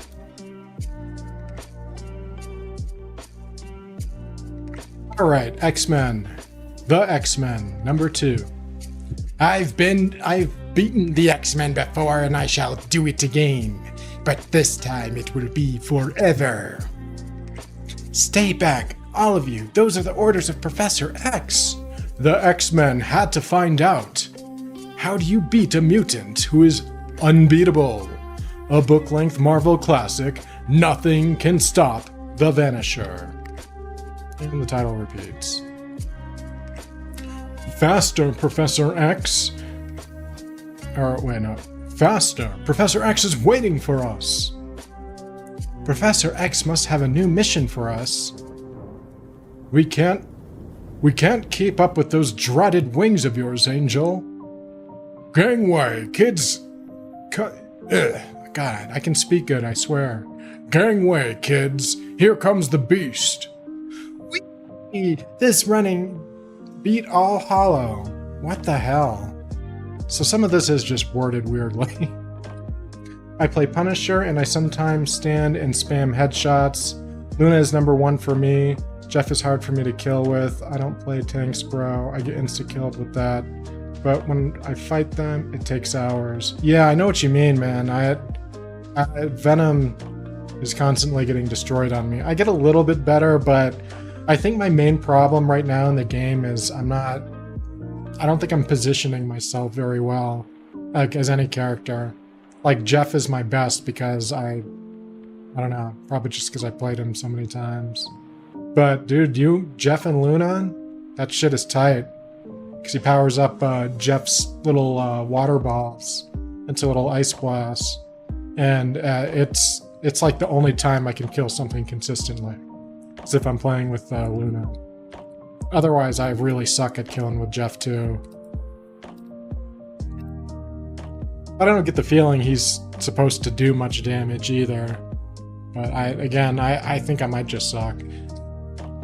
Congratulations. Zoom in here. Congratulations. You are about to begin a book-length tale which you'll never forget. And now, let us follow the extraordinary X-Men as they answer an urgent mental summons from their mysterious leader, Professor X. Let's see. I kind of want some, I want a little some action music.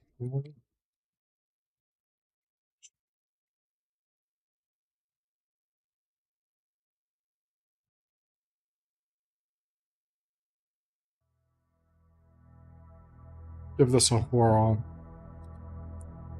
How long do you think before you get tired of early X-Men growing pains? I've challenged myself multiple times, and I usually get to like issue 30 or something like that before I start running out of steam. So I'm gonna challenge myself. It's like how I barely finish most games I play on here. I'm gonna grit my teeth no matter how dumb the story, no matter how cheesy, and I want to go through it, For as much as I love these comics, like, I haven't gone through them all. And I know that they're definitely not worth going through them all. Like if they ever talk about the fucking Vanisher again, it's gonna be because they're gonna shoot him in the head in the beginning of the story, Like... Let's see, oh, that's Beast. The angel can keep his wings. I've got my own ways to make time.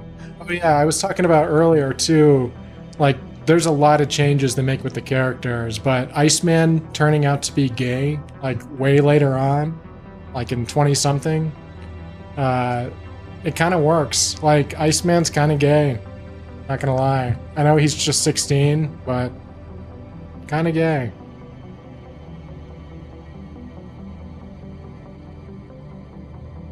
I could see why they picked him to make him retroactively in the closet.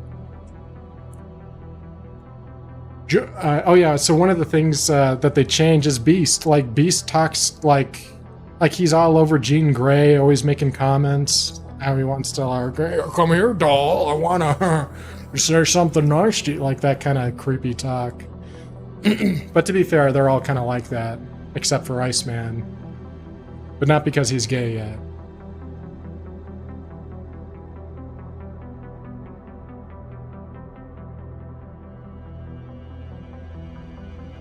Something in my eye. Will do. I'ma play Rivals on the side, by the way. I have to recommend a comic I've been reading. Something is Killing the Children. Read it for free on a new legit. Oh, I think I know what you're talking about.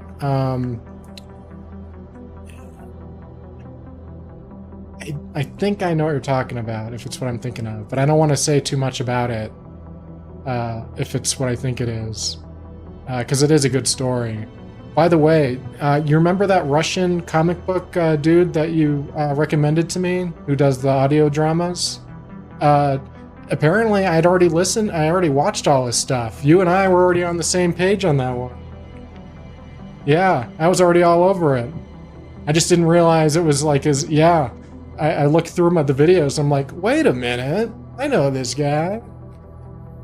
Yeah, because I think one of the last ones I listened to before then was, yeah, I think he covers the one with Spider-Man and Wolverine, and I know he covers some good Batman stories too.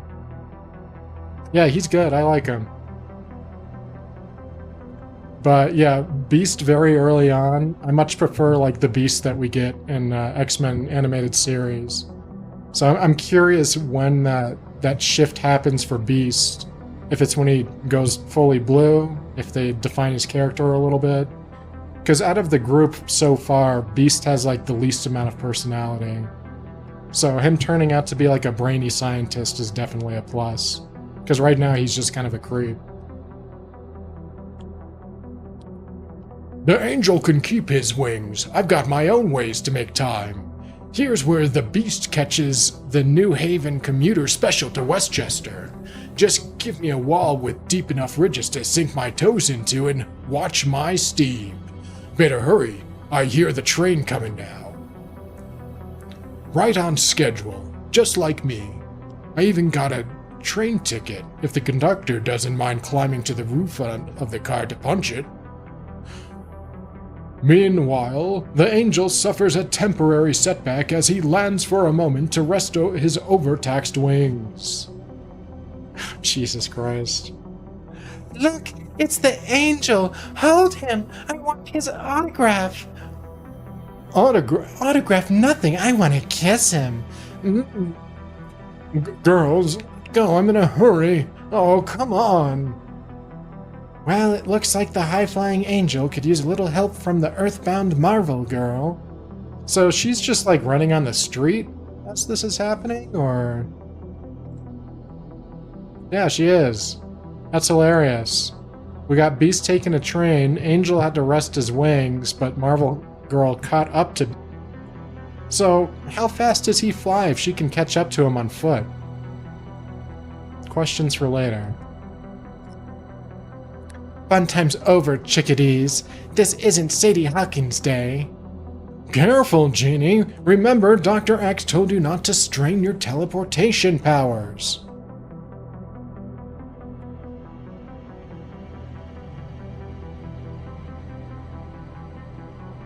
Surely he meant telekinetic powers, right? Like she didn't teleport there, because that would be... That's like Endgame Jean.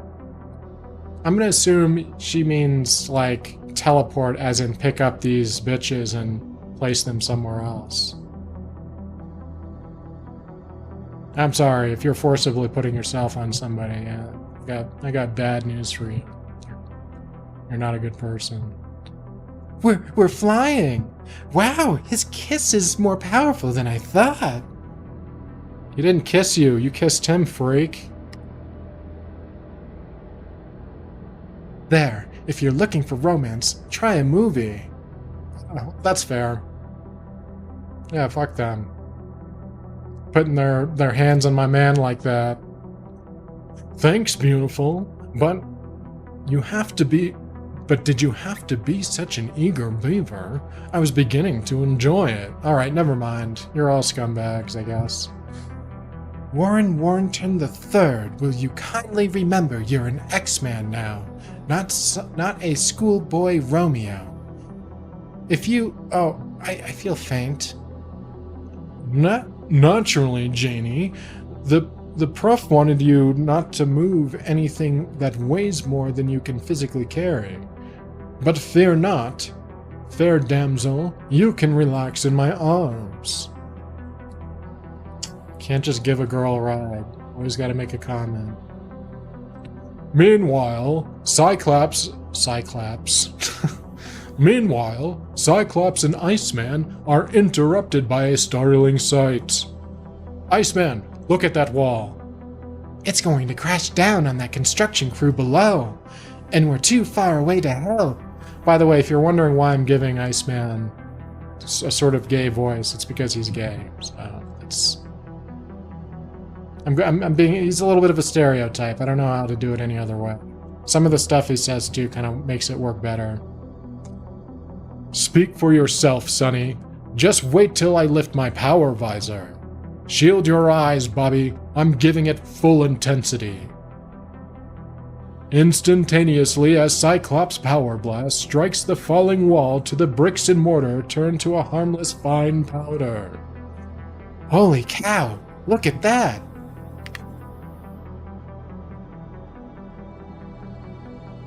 Stay, you're Cyclops, aren't you?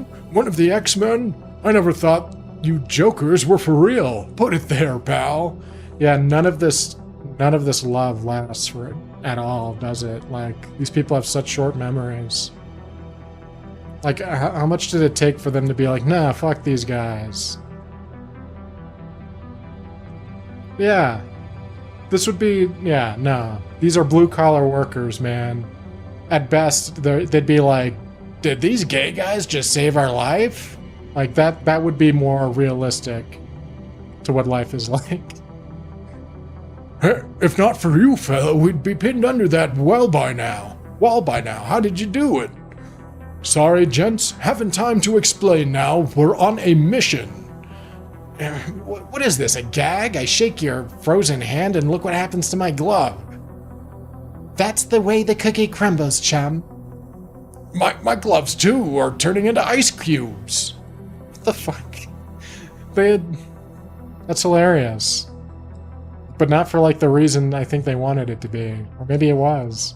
His glove literally turned into ice cubes, like, for your drink. He really is an Omega-level mutant, isn't he? Seconds later, after the daring duo break away... We've got to step on it, Bobby. The professor will have our hides for being so late. Stop the presses, partner. There's just the kind of transportation I've been looking for. A short time later, a small white vehicle pulls to a stop in front of Professor Xavier's School for Gifted Youngsters, nestled on a secluded few acres in the heart of New York's Westchester County. Is this the place you wanted, son? Yes, now just wait till I let your other passenger out of the rear compartment. Okay, Iceman, last stop, all out. Thanks, pal. It was a real cool ride. Excuse me. Say, why the outstretched paw? We paid you for the ride in advance. Sure, but I also want to collect for those 3 chocolate chip pops you ate in there. And within the silent halls of the somber building, a strange, brooding man sits motionless, and then the very air around him seems to crackle with the urgency of his powerful mental command. X-Men, enter! Assemble before me at once! Sorry we're late, sir. We were delayed by a... I know, I followed your progress mentally. Your thoughts were clear to me. No further explanations are necessary. May we know the reason for your summons, sir? When will you learn, Angel? He tells us when he's ready. I am ready now. All of you face that wall. I shall project a series of mental images for you. Wow, who's the costumed clown? Is this a gag? Damn, this dome is big. And did they confirm he's British? I don't think that they mentioned that he's British yet. And plus, I think his family might have been third? He might be second generation American, so I don't know. I think it's ambiguous what his accent might be. Because I don't think you learned, like, his family immigrated from, like, London until much later. But also, like, looking at him in his home, you know, Patrick Stewart is a good fit. Wow, who's the costume clown? Is this a gag? Silence. No talking. Not until I conclude this presentation. You are looking at the newest menace to humankind. He calls himself the Vanisher. I mentally detected his hostile presence in the city earlier today, and I monitored his activities. Well, whoever he is, we'll take care of him. Oops, sorry, Professor. I forgot myself. Give yourself 1 demerit, Iceman. Now concentrate, my X-Men. I shall mentally project their dialogue for you. Glass of water here.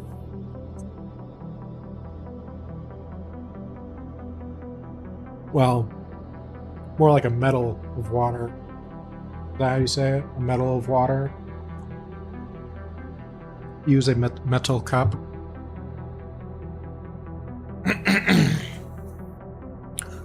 Boy, we'll get in all kinds of... We get all kinds in our beat. Okay, buddy, why the get up?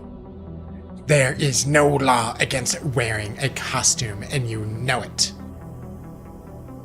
Now, direct me to the Metro National Bank. I intend to rob it. Sure, I know. There's no law against having intentions, either. Step right this way, oddball. And so, It's all right, Smithers. Give him the money. I don't want any shooting in my bank. Sure, we'll nab him as soon as he gets outside. Good thing the police warned us about that nut. Quickly, hand over the money. My patience wears thin. Technically, if you finish X-Men, you'll... An expert? Yeah, I know. I wouldn't mind that kind of knowledge.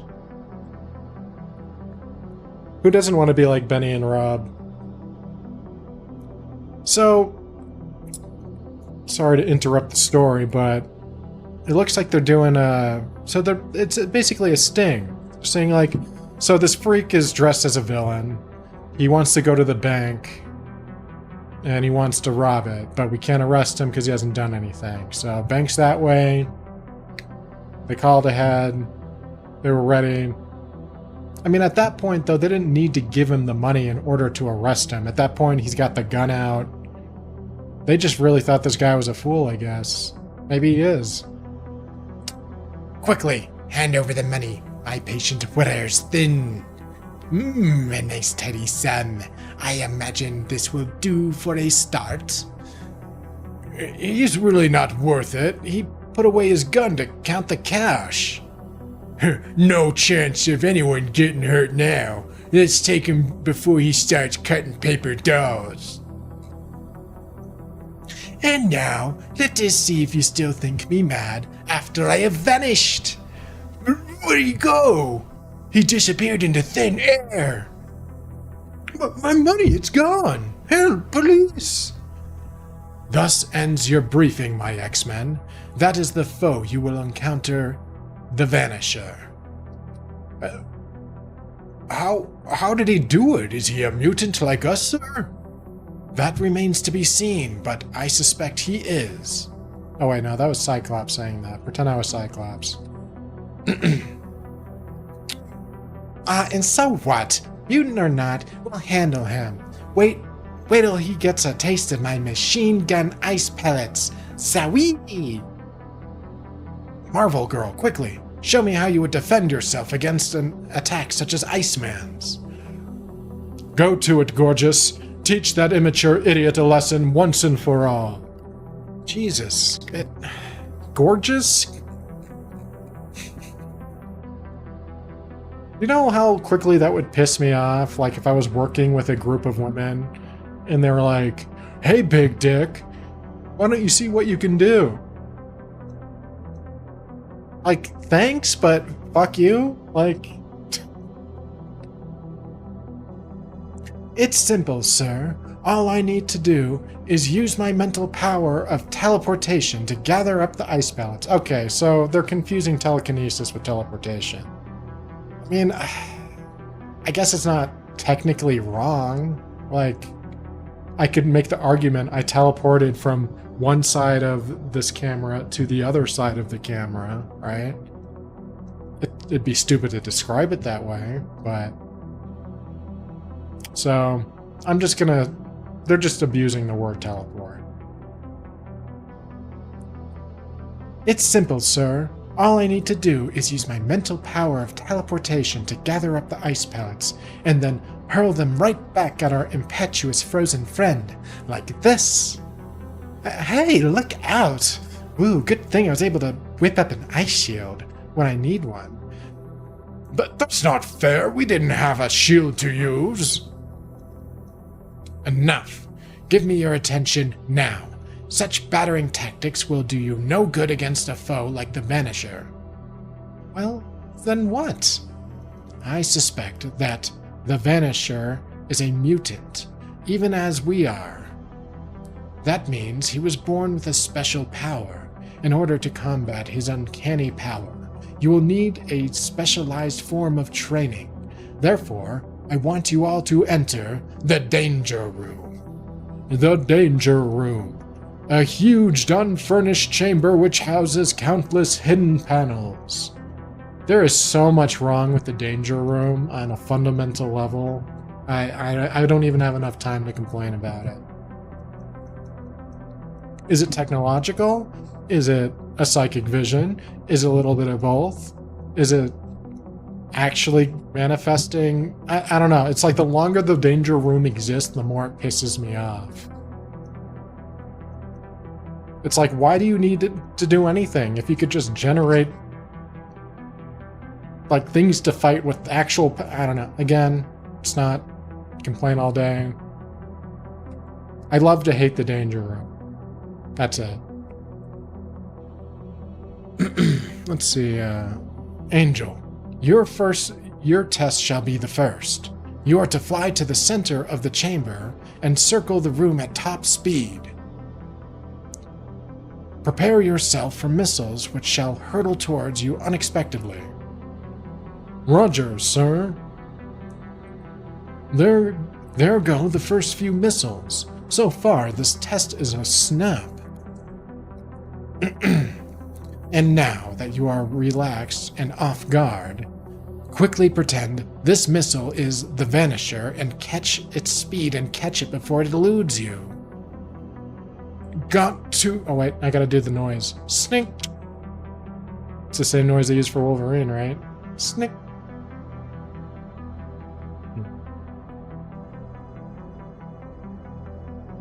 Got to catch it.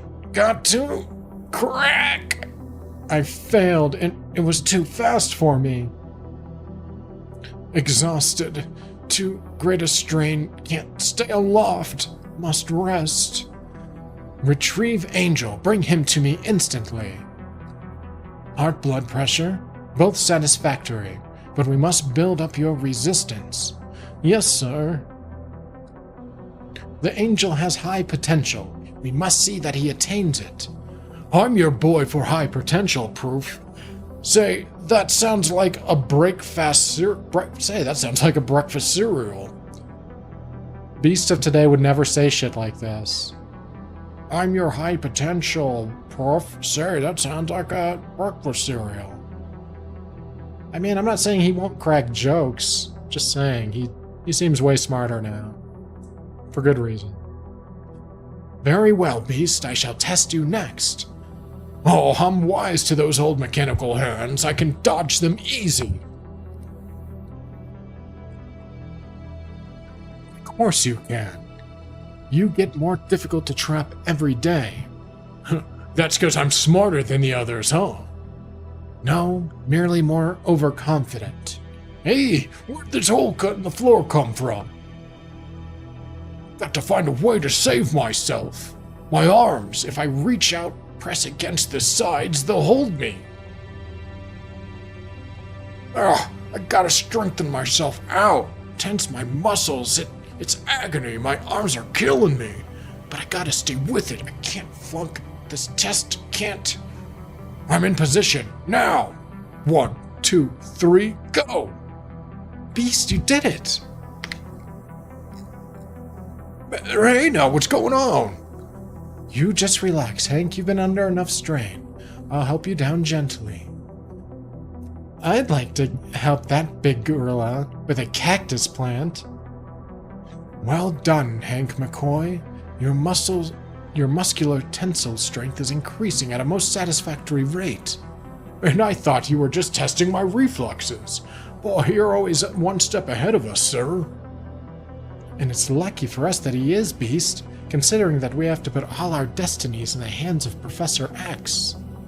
Destinies. It's some mighty big talk. Meanwhile, a few hundred miles to the south, the Vanisher next appears inside the mighty Pentagon building. Hold it, mister. Nobody goes past here without a permit. Permits are for Homo sapiens, fool, not for the Vanisher. For I am indeed a true mutant, one of those destined to replace the human race. I am Homo superior. He vanished. And nearby, in a locked, heavily guarded conference room, let's review Continental Defense plans again. Hendershot? Yes, General. We can't be too careful of our procedures. Be sure to take a good Be sure to take good care of those plans, gentlemen, for they will soon be mine. I intend to steal them within a few days. It's the Vanisher. How did you get in here? Haven't you guessed it yet? As a true mutant, as a member of Homo Superior, I have the ability to teleport myself to any place I can think of at unimaginable speed. Again, they're abusing the word teleport horribly in this comic. So that's how you vanish, by mentally traveling to another place. That's preposterous. Pure science fiction balderdash. I won't believe a word of it. Then perhaps this will change your mind. Remember, in a few days those defense plans shall be mine. He's gone. And he's so sure of his powers that he didn't bother taking the plans now. He prefers to let us worry about him for a few days first. Yeah, that is pretty bizarre. Yeah, he definitely should be out there looking for devil fruit. In fact, see? They keep trying to give him fruit. He's asking for devil fruit, and they're like, oh, I don't know what devil fruit is. Here's some bull fruit, though.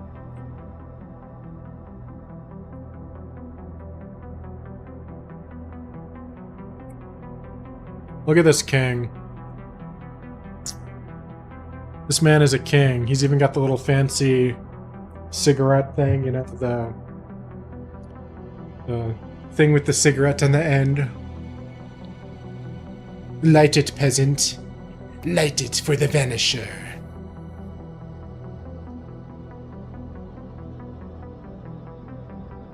I guess everyone needs their vices, right?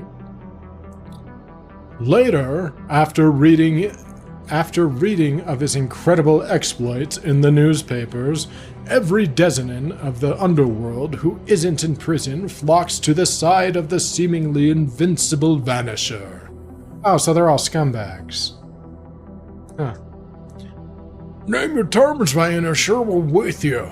Sure, we're your boys, pal. You're the boss. Hooray for the Vanisher! Back, all of you. I have an announcement to make. Shut up, you guys. The Vanisher's gonna say something.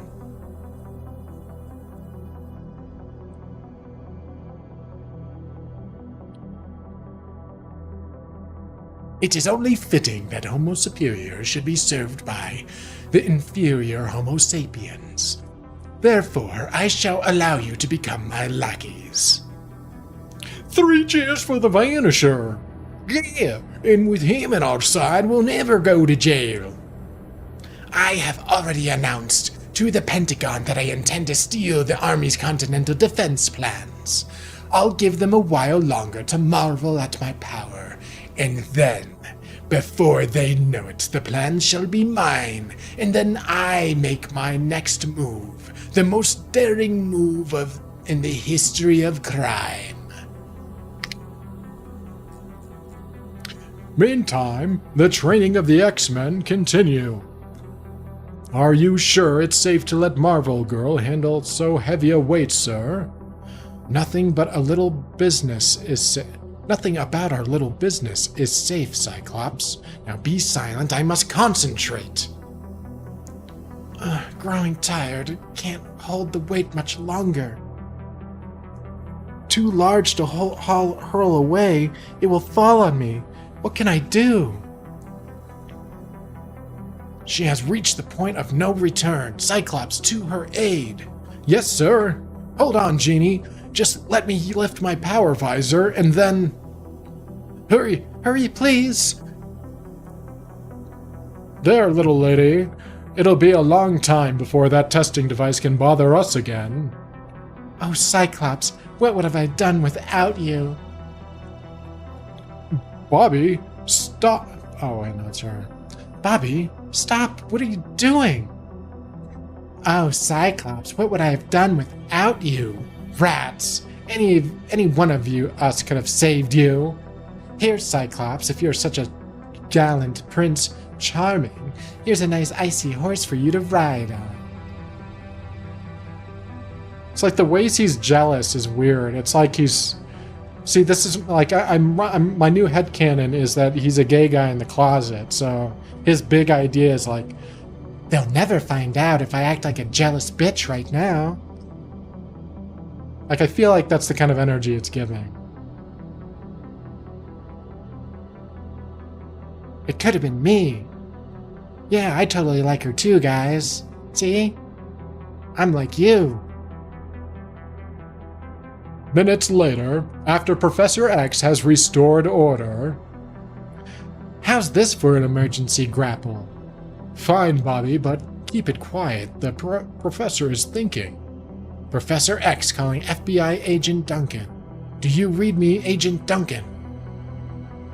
And in the nation's capital at FBI headquarters, Special Agent Fred Duncan dons a strange-looking scalp device given to him by the amazing leader of the X-Men. It's exactly 5 minutes past the hour, Fred. The prearranged time. Receiving anything? Yes, his thoughts grow clearer each time. The man's mental prowess is almost unbelievable. Please relay the latest development concerning the Vanisher.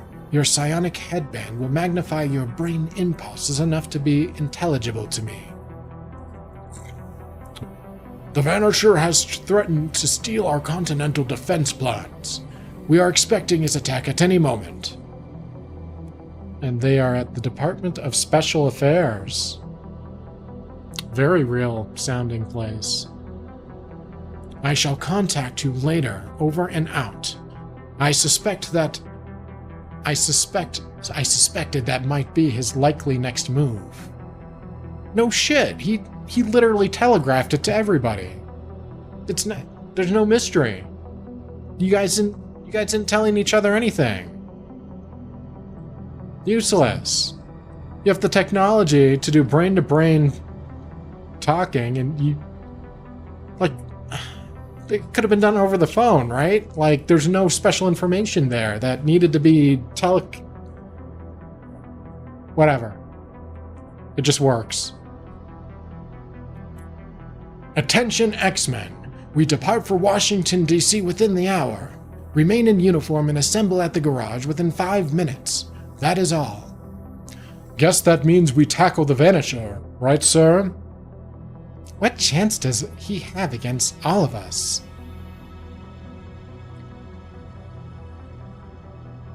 Oh, that's Angel, yeah. This is great. I have some new flying maneuvers I'm just itching to try out. A short time later, a McDonnell 15-1 convertiplane, which has been put at the disposal of the X-Men by the Department of Special Affairs, takes off for their encounter with the Vanisher. I feel like a VIP in this special military air taxi. How about you guys? What do you mean, you feel like a VIP? If we aren't important, who is? I trust you youngsters will still feel so important after you have fought the Vanisher. I'm taking some liberties on which characters are talking, by the way, because I don't know. Like this first character, I'm guessing this is Beast because of the "what do you mean?" Because no one else talks like that so far. For the most part, I feel. And then I just picked Jean, because how about you guys? She's the only girl, even though girls could be referred to as you guys. So, I just made a command decision. If anyone's wondering how I choose what character is which. Our scene now shifts to the Pentagon, where 4 heavily armed guards maintain a tense vigil with the nation's ultra-important continental defense plans between them. Why are they dressed like mobsters? Isn't this... like, this is supposed to be the army or some shit. They literally look like old-timey mobsters. They got the fedoras and striped suits and everything. That's so bizarre. Are they undercover? I'm at a loss. I have no headcanon reason for this to be... Like, this is at the Pentagon. They do not look like they work at the Pentagon. What do I know? See anything, man? Nope, nothing yet. Keep your eyes open. He could appear at any time. You are so right, Homo sapiens. Thank you for keeping those plans safe for me. It's him! Grab him before he gets away! Rush him all now at once! Got him! Where'd he go? He's vanished, but how? It's not possible. Before our very eyes. And in the hallway outside, the Vanisher reappears, continuing to play a cat-and-mouse game with his harassed opponents. Get him! He got the plans! That's it. Hold me tight. Very good. And now, human, watch. What does he expect to do now? He's unbeatable. It's impossible to hold him. No wonder he calls us human. He sure ain't. Continuing his incredible progress, the Vanisher next appears on the building steps, where he is confronted by... The X-Men.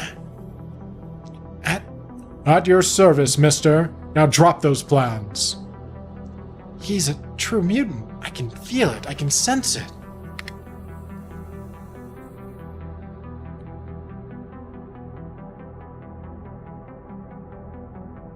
When an X-Men tells you to do something, Buster, you do it, understand? Your empty threats can't frighten the Vanisher. Oh no? Suppose we just take a little trip upstairs and see if we can change your tune. Fool, height does not bother me. I can vanish from one place just as easily from another, like this. He dropped the plans, I've got him. We did it. We defeated the Vanisher, and it was so easy. Look at me, I'm a regular hero. I'll probably be invited on the Ed Sullivan show. If you are, it will only be for your novelty value as a freak. That's pretty rich coming from him. Hey, where'd you come from? Warwick, give me back that case. I boy, want to get my hands on you. He's back again. He was only toying with us. Stay back, beast. I'll get that case away from him with my power beam. There, grab it, Marvel Girl. You know what to do. Good shot, Cyclops. Okay, gorgeous. Use maneuver 18. You've practiced this often enough. Don't worry, boys. I won't let you down. You're keeping it from me by mental power. You're a mutant too. That's right, Vanisher. There are good ones as well as bad. Our prime mission is to protect the human race from the likes of you. Thanks for warning me what I'm up against. Now I'll just put you out of the way for the time being. So he brought a gas gun? Sleeping gas gun. See, if he was a real villain, like if he was a real piece of shit, he would have just taken out a pistol and shot her in the head, right? Like, that's point blank. Done. Just saying. Sleeping gas. X-Men, help! He tricked Marvel Girl. I'll get him. Our first job is to get those plans away from him, once and for all. So I'll just make sure the case is too cold to handle. You're too late. These childish stunts won't stop me. I'll merely vanish again to reappear instantaneously at a warmer spot, which will melt your ice, like this. Heck, if I had just been a split second slower, What? Oh, heck, If he had been a split second slower, I could have nailed him with an icy fist. See what I mean? It's way too easy to make Iceman retroactively gay.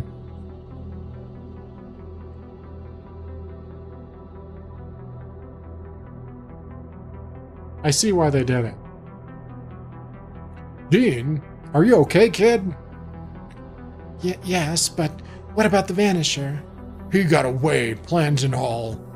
He took everything we could dish out, and then he beat us but good. Lost a ranked game and quit. Dude, it's, you know, like, I can take losing. It's when everybody is being shitty. Even if it's not directed at me, like, I still get matches that are like, go kill yourself type bullshit. I hate it. Just ruins the whole vibe. Yeah, man, like, that particular match was like in the first 10 minutes or something like that. First 5, really. And it was like on our own team. And the guy got banned within like 5 minutes because I guess multiple people like me reported him, so. I draw the line.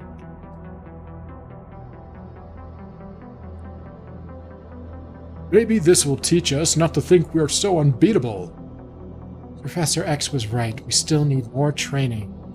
I never even laid a hand on him. Not even once. Cheer up, group. It's not the end of the world. Nobody bats 1,000. I haven't had that. I mute all voice. That particular interaction was in the chat, but I've gotten some pretty horrible people in the voice chat. I don't know. Like, you know, I think if people were just a little more polite, like people could get what they want, instead of saying something like, bro, you fucking suck as Venom, uninstall. Instead, you could say something like, hey, how would you feel about switching with me, Venom? Something like that, you know? But no, it's always straight to go fucking kill yourself kind of talk.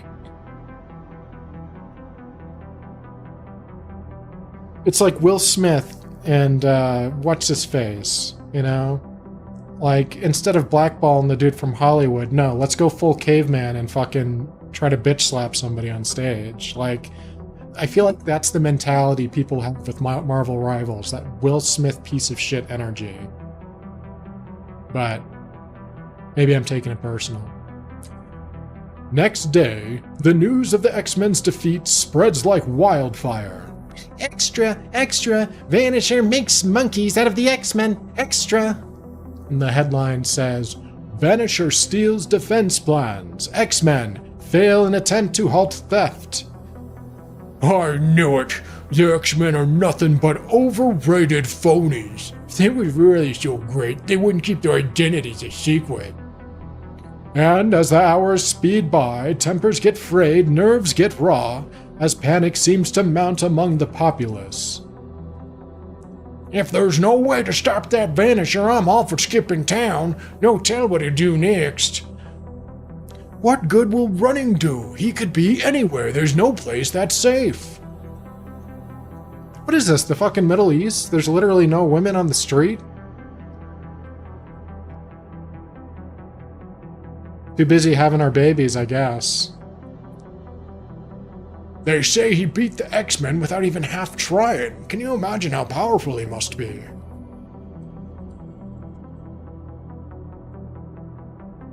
Meanwhile, at Professor Xavier's school, Flash, the Vanisher has just demanded $10 million tax-free from the government as his price for not turning our continental defense plans over to the communists.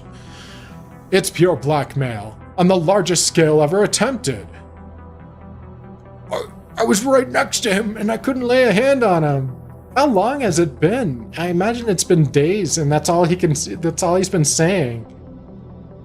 Because that was literally the last thing he said. I never even laid a hand on him, not once. And like days later, he's still like, I couldn't even lay a hand on him. I couldn't. He was right next to me. I couldn't do it. I feel like that's what he's been doing for like days straight. Just coping hard. You and those flapping wings of yours sure weren't any help. They did as much good as that corny snowball fist of yours. Who wants a cold fisting anyways? And I've warned you about standing too close to me.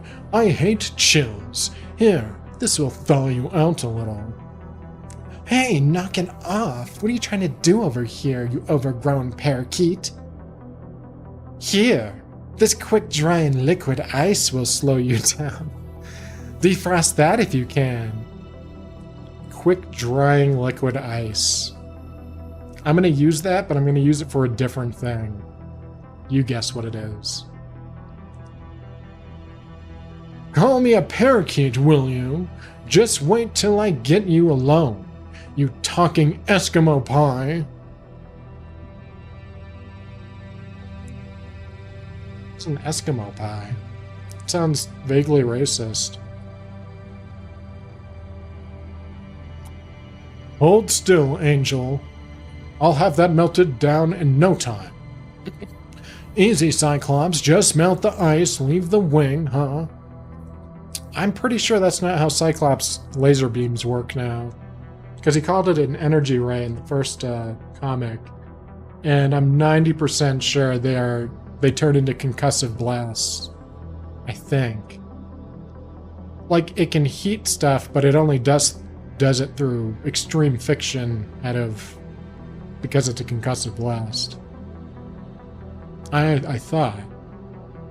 So I think they're just treating it as like a regular laser beam at this point, or energy ray. Too bad you weren't as good with that blamed ice. Blamed? Blamed ice? Blammed ice? It doesn't... I'm going to say blammed because it sounds better, but neither makes sense to me. Too bad you weren't as good with that bland ice of yours against the Vanisher as you are against us.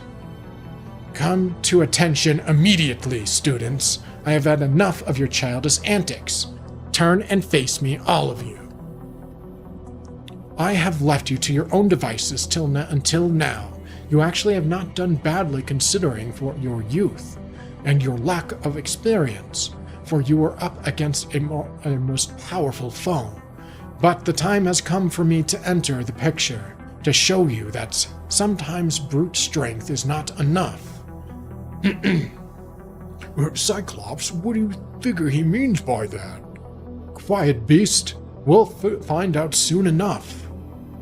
When you next go to Washington, I shall accompany you myself. But first, I have something to show you. Observe this. This is a strobe projection showing the Vanisher disappearing. His disappearance was photographed at a speed of 20,000 frames a second. Notice that even with this super high-speed camera, it is almost impossible to analyze the Vanisher's ability to instantly transport himself. His speed is so unbelievably fast that it defies description. Therefore, I have concluded that there is only one way to beat him, and this is my plan. The next day in Washington, where similar strobe photos are being intently studied, Professor X makes a high-priority call to the White House, giving the details of his proposed plans of action against the Vanisher. Very well, sir. I shall inform the chief executive of your call immediately. Thank you. And finally, the moment of decision arrives. In the very center of the nation's capital, the X-Men find what they have been nervously waiting for. Look, he's coming. It's the Vanisher.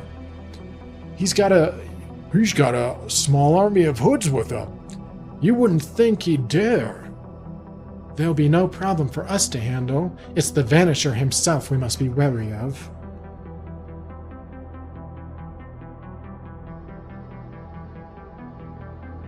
How do we know these aren't US soldiers?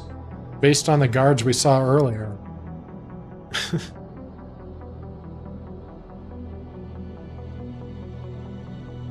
Huh.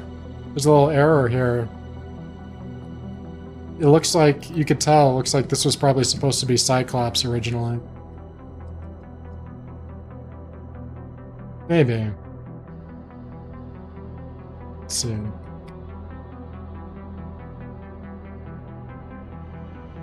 Yeah, that's totally supposed to... they totally wanted that to be Cyclops originally. I think.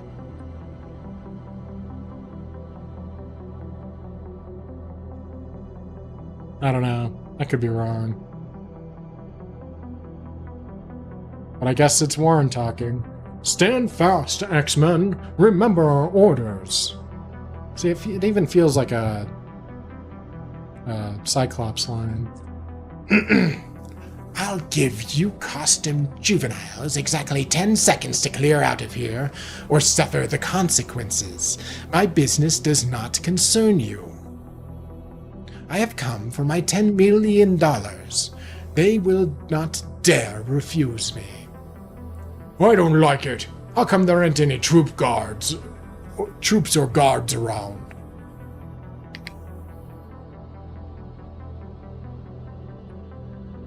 And then, suddenly, surprisingly, unexpectedly, the X-Men stand aside, revealing another figure, one which is completely unknown to the public at large.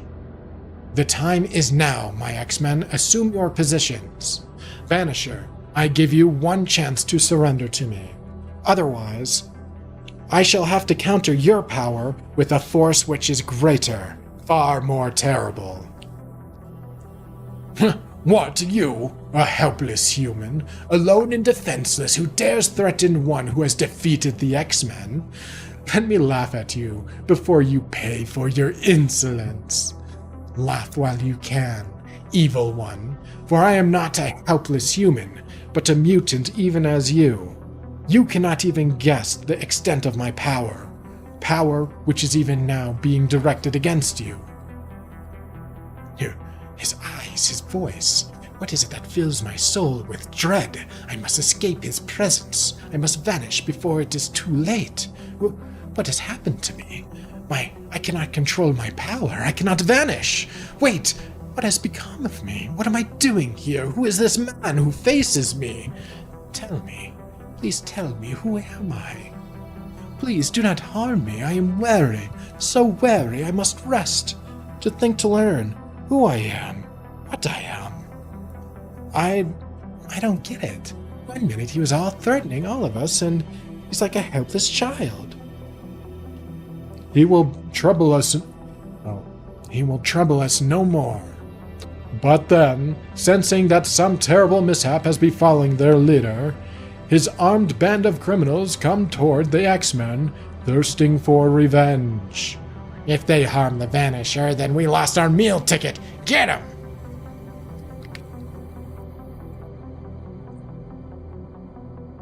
Now, my X-Men, it is time for you to take over. Those bullets won't be able to penetrate this ice... Those bullets won't be able to penetrate this ice shield, Professor. Penetrate. Just stay where you are, men. I want you to remember you as I look at you right now. Whoever that is, stop him! Stop him? I just want to get away from him. It ain't possible. Nobody can move like that. The Beast can. Thanks for the pop guns, kiddies. And now I know you must be tired standing around like that, so I'll see if I can find you a place to relax and cool off. Oh, look out! Allow me, my beastal buddy. Thanks, Cyclops. That's a mighty neighborly of you. Step aside, boys, and let a cooler head prevail. There, that'll keep him on ice till the police arrive. And it won't cost them a cent because the rent is frozen. Call the cops. Even jail would be better than those corny puns of yours. Yeah, see, even the fucking criminals, the story itself, know that they're cornballs. I mean, out of all the maneuvers you could think to do, you do the old, like, get on all fours and trip over me maneuver. I mean, it worked. It worked, but... so, like, he could have made like an ice barrier or an ice something, an ice mound. But what does he do? He gets on all fours. Ass up. I'm telling you, it's way too easy. I think that's the last time. It's the last time I'm gonna say it. It was too easy to make him gay.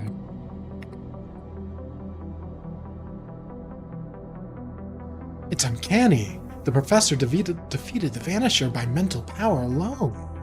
He made the Vanisher forget who he is, forget the power he has. Well, well, I see some of the Vanisher's playmates haven't been spanked yet. Spanked and put to bed yet. Get the girl, Weasel. She looks harmless. She'll be our ticket out of here. Harmless, am I? How does it feel to be threatened by your own guns? She's a magician. She's even worse. She's more dangerous than the others. Don't shoot. We give up. Please, do something. I feel like a nut bleeding with a floating gun. Come on, you three. Don't be party poops. The fun's not over yet. I'll stop that high-flying clown. Don't shoot at him, you dummy. You'll make him even madder. Here's a little phrase I imagine you don't hear too often. Parting my wings, fellas. Minutes later, after the smoke has cleared,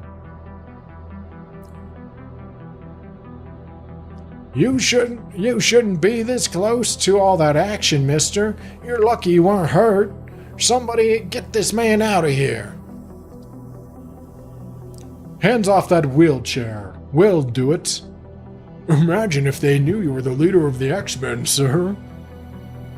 And it was you who defeated the Vanisher. The only way possible. Mentally.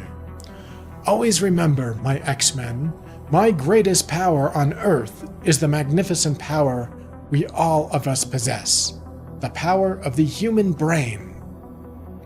Next issue, the X-Men face the greatest danger of all but see it for yourself in X-Men number 3. You'll be glad you did. That's it. That's alright. I wish they went in a little more on how the Vanisher's powers worked. In terms of I mean, I don't know if you want to take the Vanisher at his word and just believe he's moving at super speeds. Kind of makes you wonder, is it only in short bursts? Is his perception still normal? Is it more of a mental thing? Like he mentally wants to go somewhere and then he just speeds? There's a lot of questions we're left with. And did they even bother to arrest him? Did they just kind of let him wander off?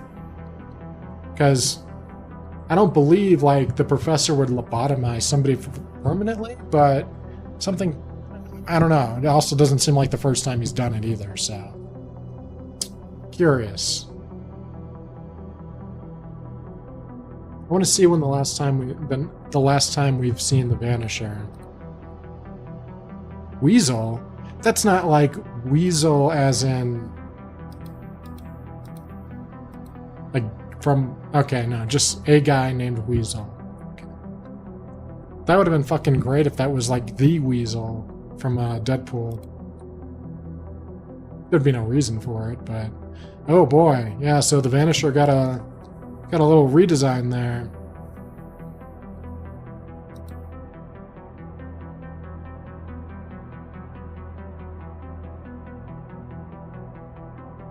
Vanisher would end up working for the American government's teleporting some of their soldiers into X-Men's new base. Oh, so he kind of gets reformed, it sounds like, at some point. Looks like they lean a little more on teleportation.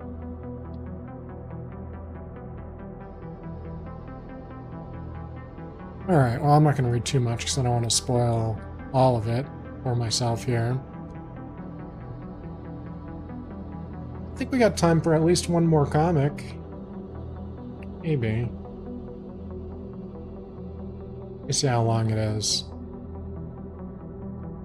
Because I want to give it its proper due here. It's a little longer. Definitely more dialogue heavy. 50-hour encore. Yeah, let's do it. I'm I'm going for it. The longer I sit here and think about it, the more time I'm wasting not doing. Alright, let's get some more water in us, get another dab in, since I completed another issue, so I'm going to reward myself. What other games you been playing lately, JD? Hell yeah. I'm always sure. Just joking.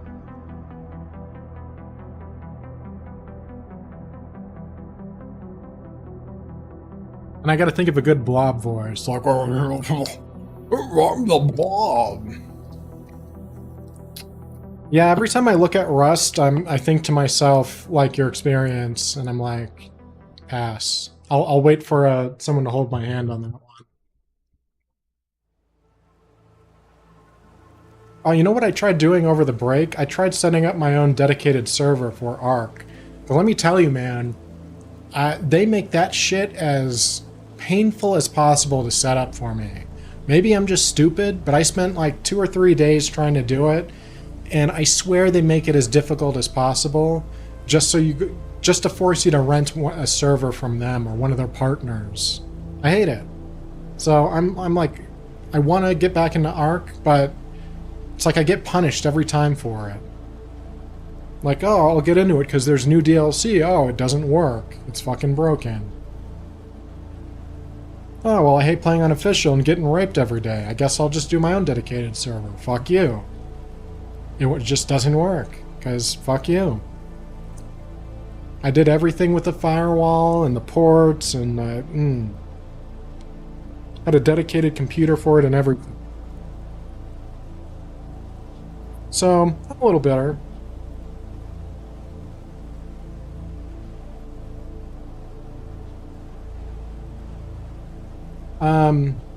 But as far as the future goes for my channel, I got VR working.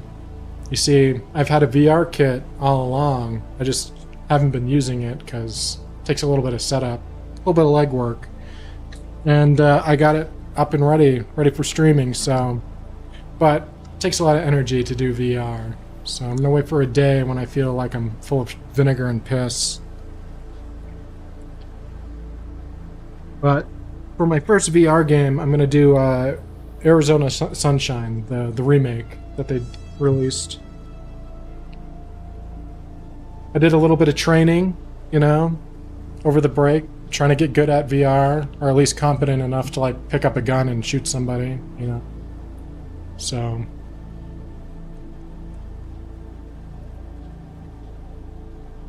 I'm looking forward to getting into that. It's kind of one of the first things I wanted to do when I started this channel, honestly, was VR stuff. I just didn't really get the space set up until now.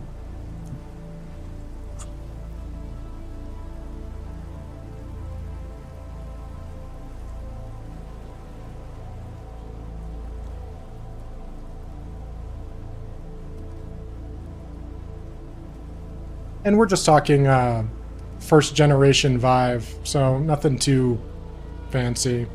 It's an older VR kit, you know?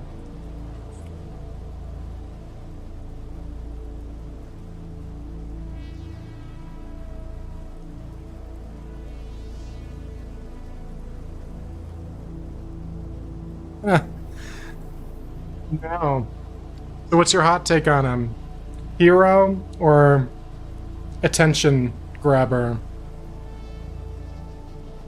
Because surely he's not a fucking terrorist. Unless we're just talking about... We're talking about Luigi, the healthcare guy, right?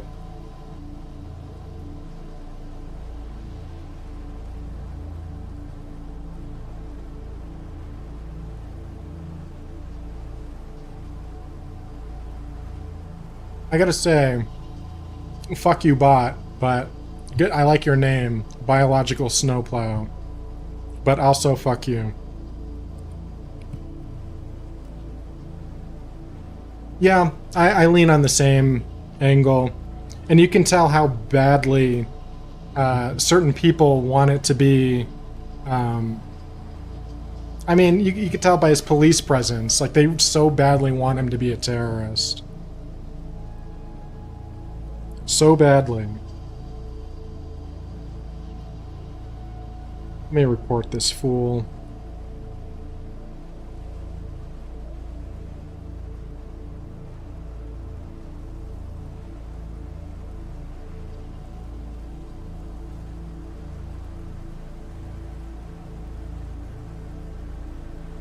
There we go.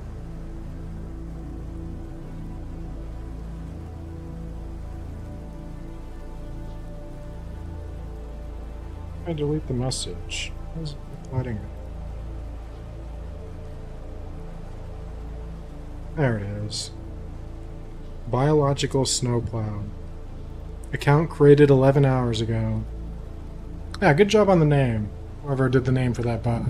But still, fuck you. Alright. You know what? Let's get one more dab in.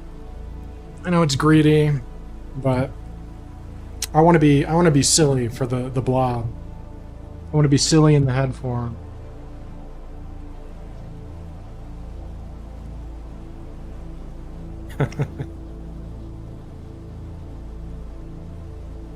Gotta take your laughs where you can get them, you know?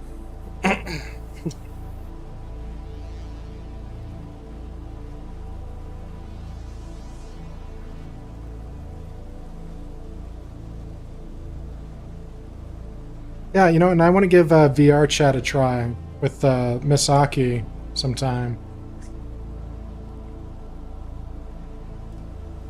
She seems like a veteran of the VR chat.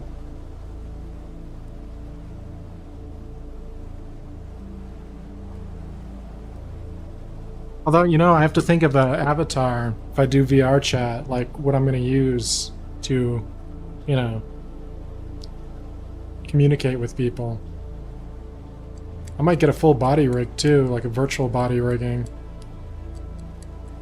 So I could do fake motion tracking.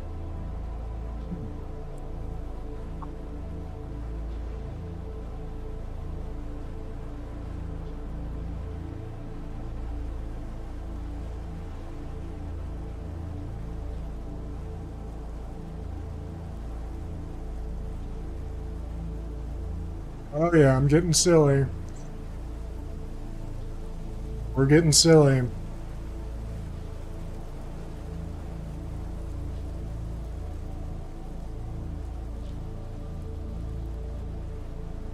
Yeah, but as far as Luigi goes, you know, it's impossible to know anyone's true motives 100%. Like, what's in their mind and heart, what they care about. But looking at it at surface value with this dude, he was sympathetic towards people that had health issues. People have already dissected his Reddit account.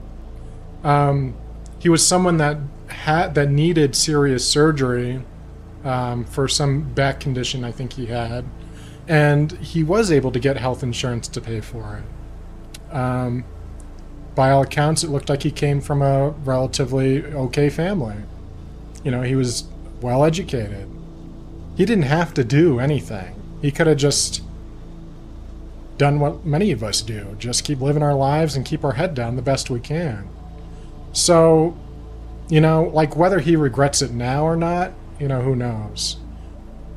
It's one thing to want to be a hero and make real change, but for a lot of people too, sometimes once they go through with it, it's, you know, now the rest of your life is in a cell. Even if you are a man of the people, you know, it's the reality of your life is going to be still prison. Now, as far as what they charged him with, that might be his way out as far as federal charges go. Because charging him as a terrorist, unless the people are all executives working in healthcare, or executives in general, I don't know if that's enough to call it terrorism. I mean, he definitely inspired fear inside an industry. And if you want to go along the lines of corporations are people, then sure, I guess it's terrorism, because he scared the healthcare industry. A lot of corporations, the people that control them. But, you know, this could end up, not that this is in any way equitable, but the whole Kyle Rittenhouse thing was You know, had they charged him with a more appropriate crime, perhaps everybody could have lived a normal life after, you know? So, you know, if the things they're trying to charge him with are just not the smartest, it's obvious that they're being instructed to make a statement, and that only makes his cause more obvious, why it might have merit, you know? When the media and a certain echelons of society is trying to spin it as like, nah, he was the psychopath. He killed a beloved father and husband. You know, but then like it doesn't take many brain strings to connect the dots to be like, well, I wonder how many families died under his watch. How many people lost husbands, sons, daughters, you know, because, you know, more money. Exactly. You know, like in the Netherlands, for example, in many European countries, it's fucking illegal for insurance companies to turn a profit. You know? I wonder fucking why. You know? Insurance company profits in America, not because we're so fucking healthy, but because there's so much incentive for them to say no and to drag things out and wait for us to die. Or just, you know, give us a bunch of drugs and then fuck surgery.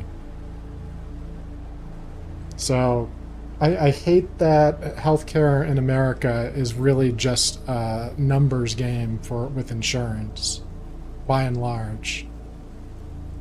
Sucks.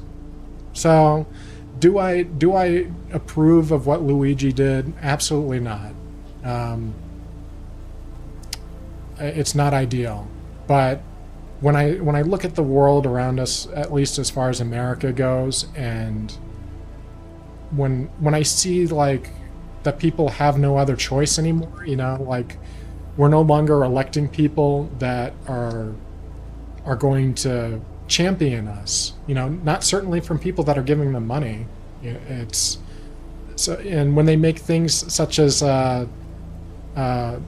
example, one thing that was being discussed with health insurance companies in this coming year is the possibility of having like a time limit on the amount of time you could be put under.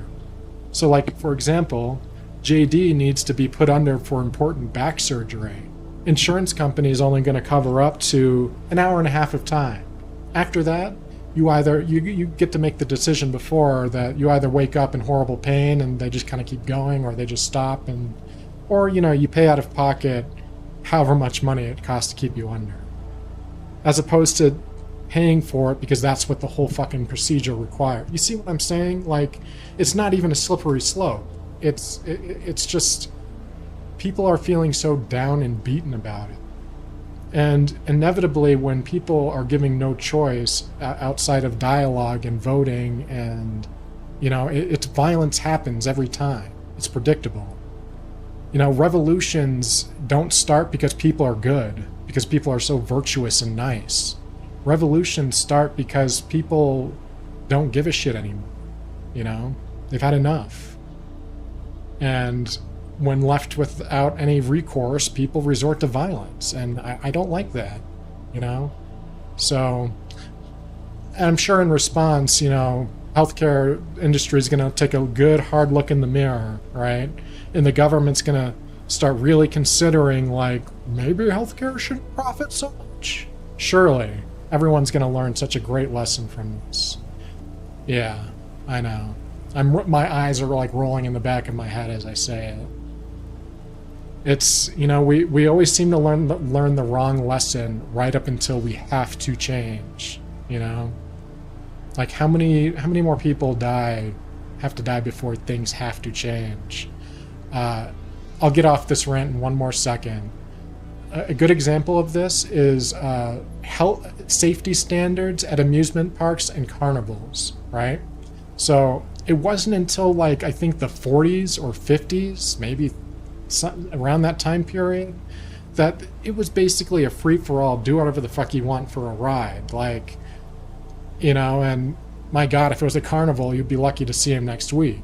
So it was not great, but it didn't matter, you know, like nobody important ever died. It was always some peasant kid that died, right?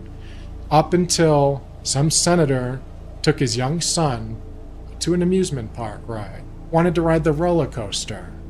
And the thing was so broken and janky, I guess the cart like jumped or something, and his son was like beheaded because there was no like safety harness or whatever. The kid literally jumped up high enough to hit like his head on a wooden beam.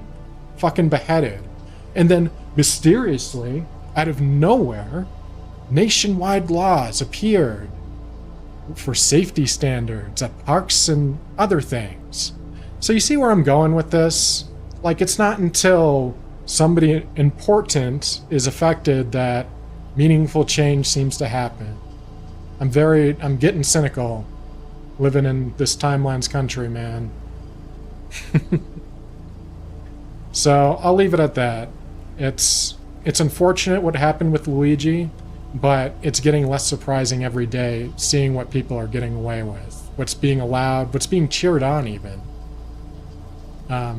So, yeah. It's not an ideal timeline, but I don't feel bad either. Alright.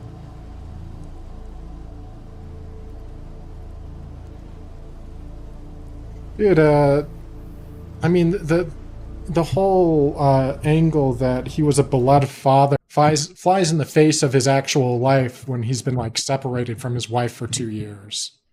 You know, I'm not saying that nobody didn't love each other or anything, but I don't know. When money can't convince you to stay, like, it must be pretty bad. But there could be 100 reasons for that whole scenario. It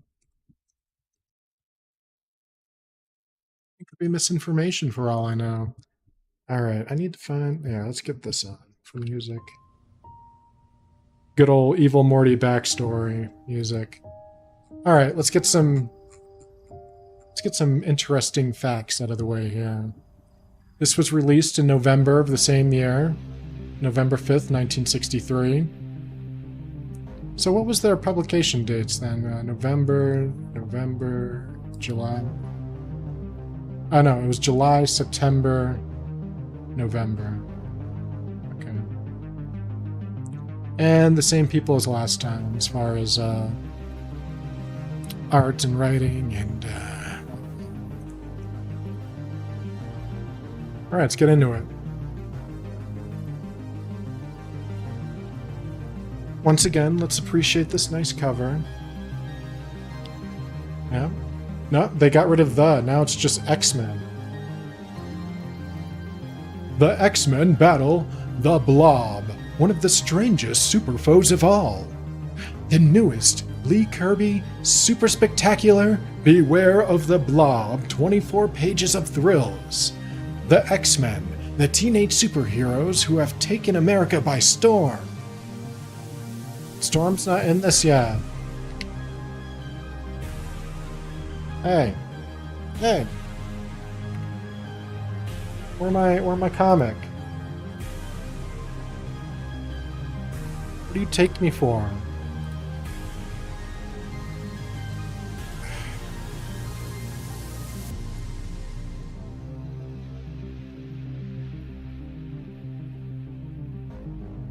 Alright, here it is.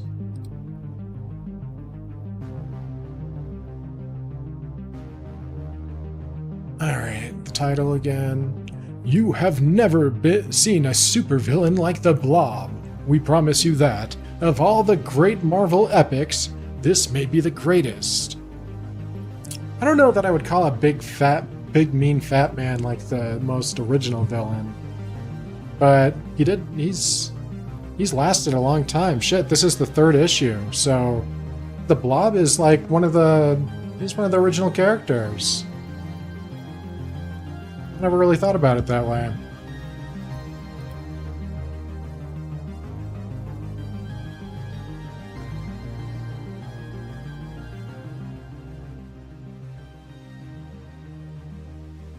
Good work, Cyclops. Your reaction... Oh wait, no, that's... fucking Xavier.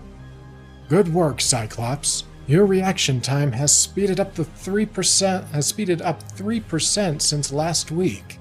Not one sawdust-filled practice bag has gotten past your power beam. You may stop loading the ejector now, Hank. Come on, Bobby boy. See how many you can catch without a bounce? Who needs to catch him, pal? I'll just freeze him on the fly like this. Yeah, Bobby ain't no catcher. Produced with pride by the mighty Marvel Comics group. With pride. Our book-length thriller begins behind locked doors in the gymnasium of Professor Xavier's School for Gifted Youngsters. Oh, so his name is Scott now. Yeah, apparently his name was originally Slim Summers. I completely forgot that. And I don't even think they bring it up. We're just supposed to accept it, like this is your life now. I like to imagine in the background, like, the others were talking to each other and like, listen, Slim, your name's kind of dumb. None of us really like it. We're going to just start calling you Scott now. Scott Summers. And he's like, well, I don't know, guys. Like, my mother gave me this. And it's not a Scott. Your name is Scott now. Slim is dead. Slim is dead. Your name is now Scott. That's my headcanon for everything that, you know, that's what happened when the name change went down. The headcanon. Scott, you are probably the most powerful of all my X-Men, yet you always seem so grim, so unsmiling, not like the others. This distresses me. Dude, half the time you're yelling at these kids. You're like, get over here, turn around, look at the wall. Immediately. Like, I'm sorry, I'm not going to be smiling around you a lot if you're talking like an asshole all the time. Just saying. Like, you want me to be professional or do you want me to act like a child? Sorry, sir. It's just I worry about the awesome power in my eyes. If I should ever forget to shield them, anything might happen. Sometimes I wish I were not Cyclops. Scott Summers, don't ever let me hear you say that again. I don't know about the old gloomy face, but I'm glad I'm the Iceman. Yes, sir-vee. Look out! You know I'm allergic to sawdust.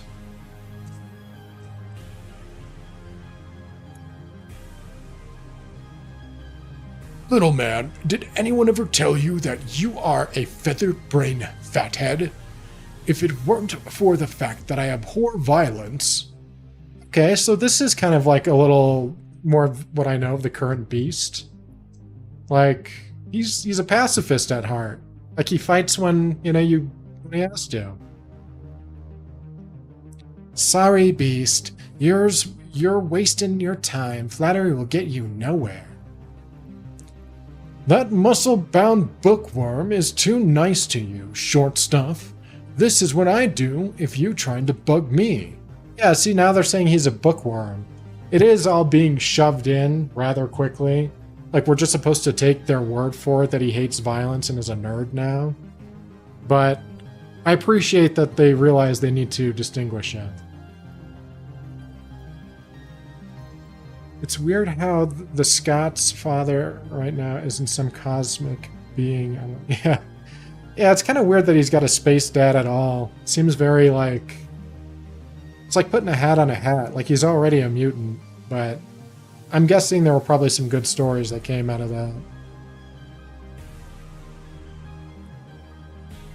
But yeah, it's very like... I mean, I'm hyper-analyzing it. I'm sure if I was just reading it and not thinking, I wouldn't care too much, but yeah, this is the first time there's any indication of the Beast that we know now, and it's like right there in your face, real quick. Accept it. This is who he is now. Slim is Scott and Beast is a nerd.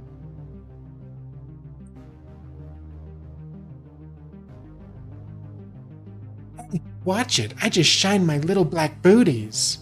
Dude, see? I'm not going to say it again, but retroactively. Makes sense. I said it. Sorry, I said it again. Those wacky wings of yours don't worry me, Angel. That one I can freeze him against the wall as easy as pie. Eskimo pie, that is. You repulsive runt! When I get through with you, there won't be enough of you to fill up that one rusty ice cube tray. You talk mighty big, Worthington the Third, but I notice you can't thaw Bobby's ice trap without a little help. Stay out of this, Cyclops. It's between me and that frozen JD and me. What? It's between that frozen JD and me. What is JD? I don't know what JD means. Let's ask AI what it thinks it means. What do you think? Stay out of this, Cyclops. It's between that frozen JD and me.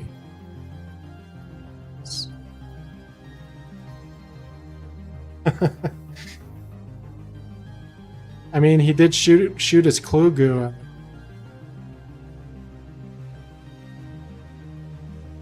I don't know if they thought about all of this stuff retroactively when they decided to make him gay, but I love that they did it. So, sorry if you're like a big Iceman fan, but it's hilarious that he's gay, and I love it. I hope it stays that way. Let's see. Copilot tells me, that sounds like it could be a line from a movie, show, or comic book featuring characters with unique names and nicknames. Cyclops is often associated with the X-Men character as Laser Vision. Inaccurate. The phrase suggests a confrontation or conflict involving Cyclops, JD, and another party. Speaker is telling Cyclops to stay out, implying that there's... No. JD isn't a character in Marvel. It was made... comic was made in 1963. Thanks for the clarification. Seems JD might be a character from a different comic universe. No, you just say you don't know. Why is it so hard for Copilot and AI just to say, I don't fucking know, man. I don't know. They always got to like circle the drain with nonsense that it's not it. That's it. That's it.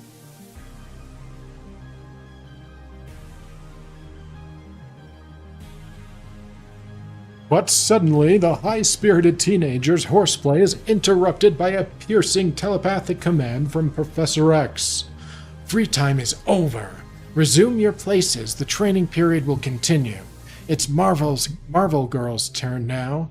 Are you ready, Jean? A moment later. It is time for your dexterity test, Jean.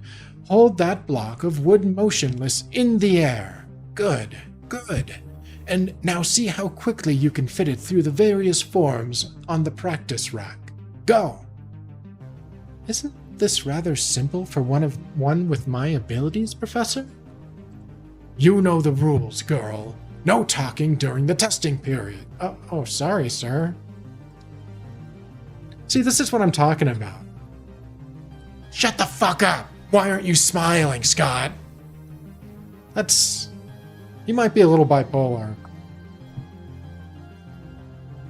I know the extent of your telekinesis power as well as you, Jean, but it is not your power we are testing today. It is how skillfully you and rapidly you can use it. 7 seconds, good, a marked improvement. Does that mean I'm ready for a bigger task now, sir? Professor, what's wrong? Silence! I detect a presence of another mutant. Clear your minds of all thoughts. There must be no interference as I try to mentally pinpoint the location. Then, there in the silent chamber, the most gifted of all X-Men sends his uncanny thought probe out over the countryside, blanketing the area with invisible telepathic eyes.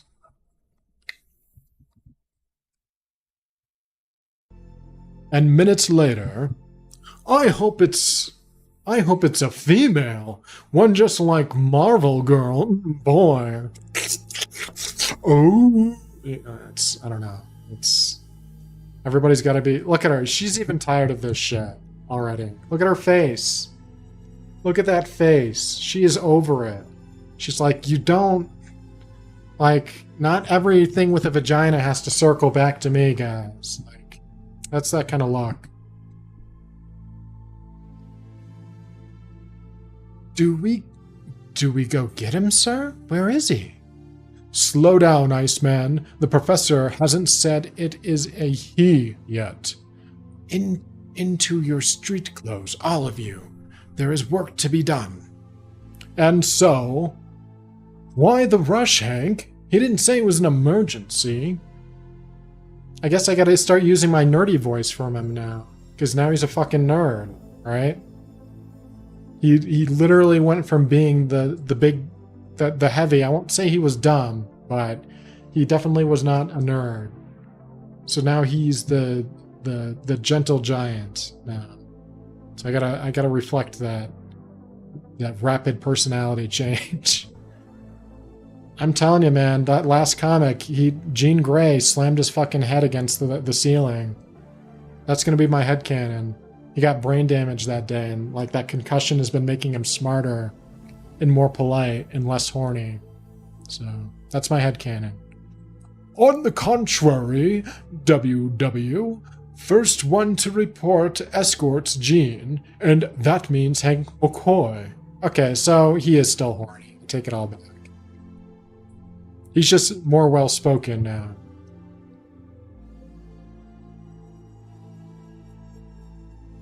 That suit is wild.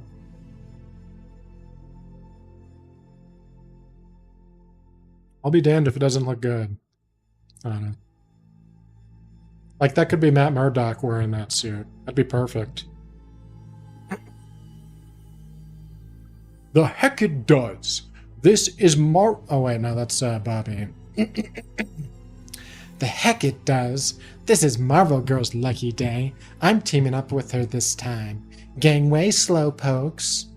Come back here, you frostbitten flea. She deserves a man, not a refugee from a diaper factory. They all want to team up with Jean Grey, as usual. Of all the girls I have ever met, she is the one I'd give my heart to, but I don't dare. Not while I possess my dread power. Too bad your speed doesn't match your enthusiasm, Bobby boy. Where'd you come from?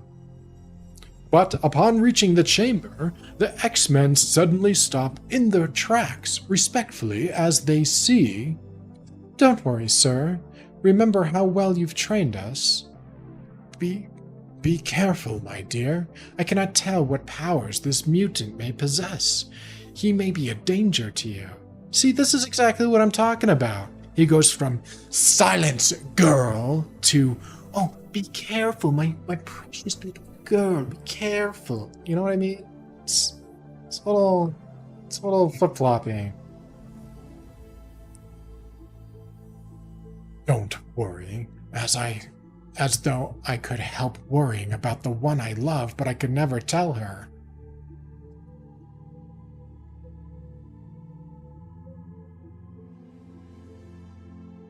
She is 16. She is 16 years old. Maybe that's been changed now too, because that is now Scott, and he's a nerd. So, well, what is wrong with him? That's not even a surface level thought. That's a thought you bury deep inside. Deep inside. And you know what the worst part here? I'm gonna finish the whole thing. I'm gonna redo it because there's a couple things going on here. Don't worry, as though I could help worrying about the one I love, but I can never tell her. I have no right, not while I'm the leader of the X-Men and confined to this wheelchair. So, it's not that he's her teacher. It's not that she's 16, maybe, still. It's not. It's because he has integrity, right, as the leader of the X-Men, and because his dick doesn't work. So he's like, I shouldn't even try anyways. I mean, maybe, I don't know, man. That's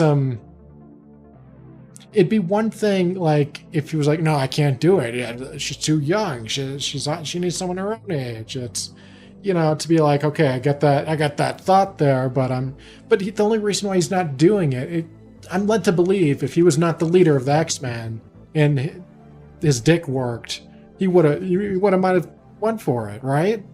What is he, like 40 at best?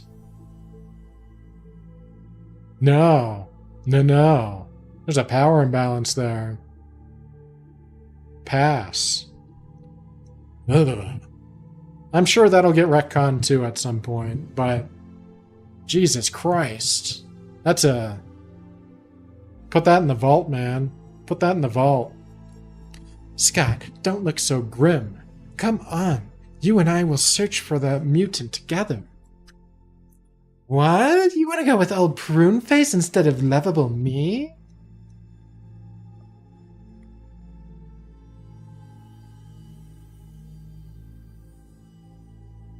Relax, you second-raters. It's my turn now. The Angel will accompany her in our search for the mutant. That arrogant braggart. One of these days he'll go too far. Warrington III, must you be such a show-off? Hey, Hank, are we gonna let that high-flying heel get away with that? We don't seem to have any alternative, my frosty friend. So, he's a nerd now, but still horny. Clearly. You conceited clown. I hope you get your pin feathers caught in a ringer. I really don't think you're wise to antagonize the other X-Men the way you do, Warren. Don't lose any sleep over it, beautiful. Remember, I'm the Angel. The Earthbound characters can't bother me. They're not in my class. Some nerve, him stealing Jean right out from our noses. He's just like, I gotta maintain my cover at all costs. They'll never know I'm gay. They could never know. That's my headcanon. Knowing the future. Let's face it, little friends. The Angel is the glamour boy of our little secret group. True enough, Hank, but one day he'll realize this is no game we're playing, but a grim life and death struggle. Later, guided mentally by Professor X, the other three X-Men search the city for this new mutant, whose presence their leader has detected.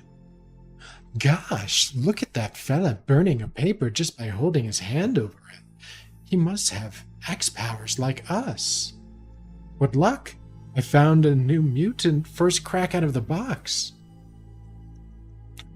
No, Bobby. Wait, no. No, Bobby. He is not the one we seek. Keep searching. Ah, rats, he's just using a magnifying glass to burn the paper. I should have guessed. Meantime, Hank McCoy seems to make a discovery.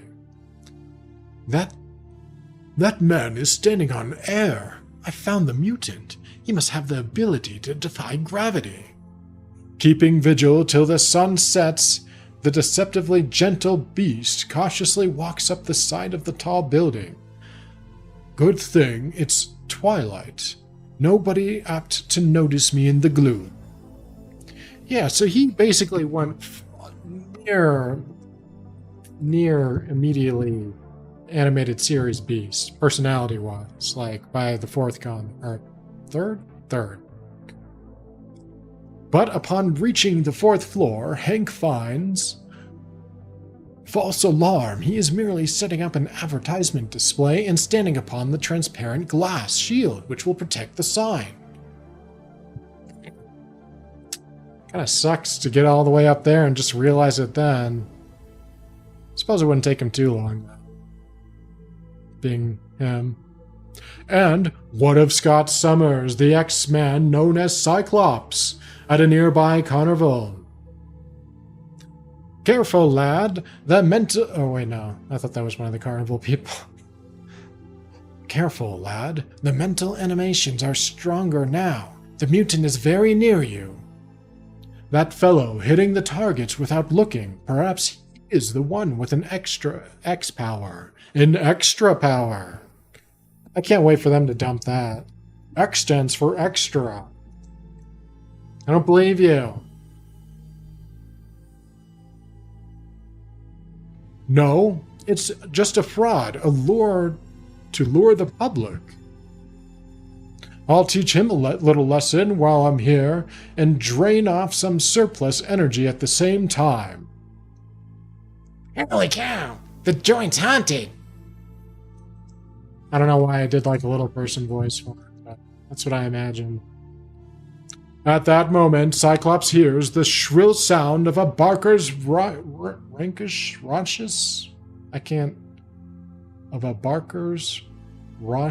pitch. I must be butchering that word. All right, folks, here's our main attraction, what you've been waiting for.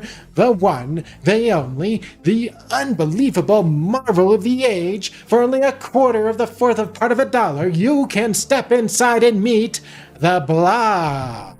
You won't believe your eyes when you see the feats the Blob can perform, so hurry, hurry, hurry. The show starts in 5 minutes. Don't push, don't crowd, there's room for all. The Blob, perhaps he's the one. Don't buy a ticket if you're squeamish. Strong men have been known to faint when the blob performs. So hurry, hurry, hurry. Yes, he is.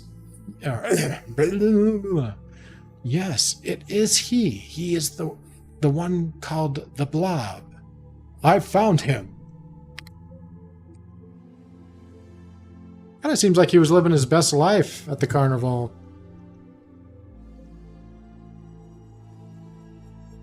And then the exhibition begins. I want half a dozen volunteers, big, strong, strapping men. If you win $100, you'll win $100 if you can make the Blob move. 100 clams, wow. Just a move fatso there to be a cinch. But after 10 exhausting minutes... It's impossible. We can't budge him. No wonder they offered $100. Nature boy here must have been nailed to the floor. So he is the mutant. He doesn't seem great to me. Just a big, heavy guy. Yeah, everybody always underestimates the Blob till he eats her fucking wife. And now, for the second part of our demonstration, this is not for the squeamish. The Blob will stop a rifle load of bullets with his body. Ready, Tex? Yes, sir, I'm ready. Pow, pow, pow, pow. 10 seconds later, after the smoke has cleared... Fake! He was probably shooting blanks. We want our money back. Well, wait, look at that. Did he really stop the shells? They couldn't penetrate his skin. Wow, he's tossing the shells away just by expanding his chest. Never saw anything like it. The Blob has a body like silly putty. He can do anything. Later, after the exhibition... No wonder Professor X wants to get the Blob before the evil mutants can contact him. He's far more powerful than I suspected. There's his wagon now. I wonder if he realizes he's a mutant. Wow, he's pretty squat in his first appearance. Like, based on that picture, you wouldn't think he Like, he almost looks like a hobbit. Maybe it's a perspective thing? But that would make sense, because then he would look smaller. By comparison. Huh. I don't know. Optical illusion, we'll call it. My name's Summers. Mind if I have a few words with you?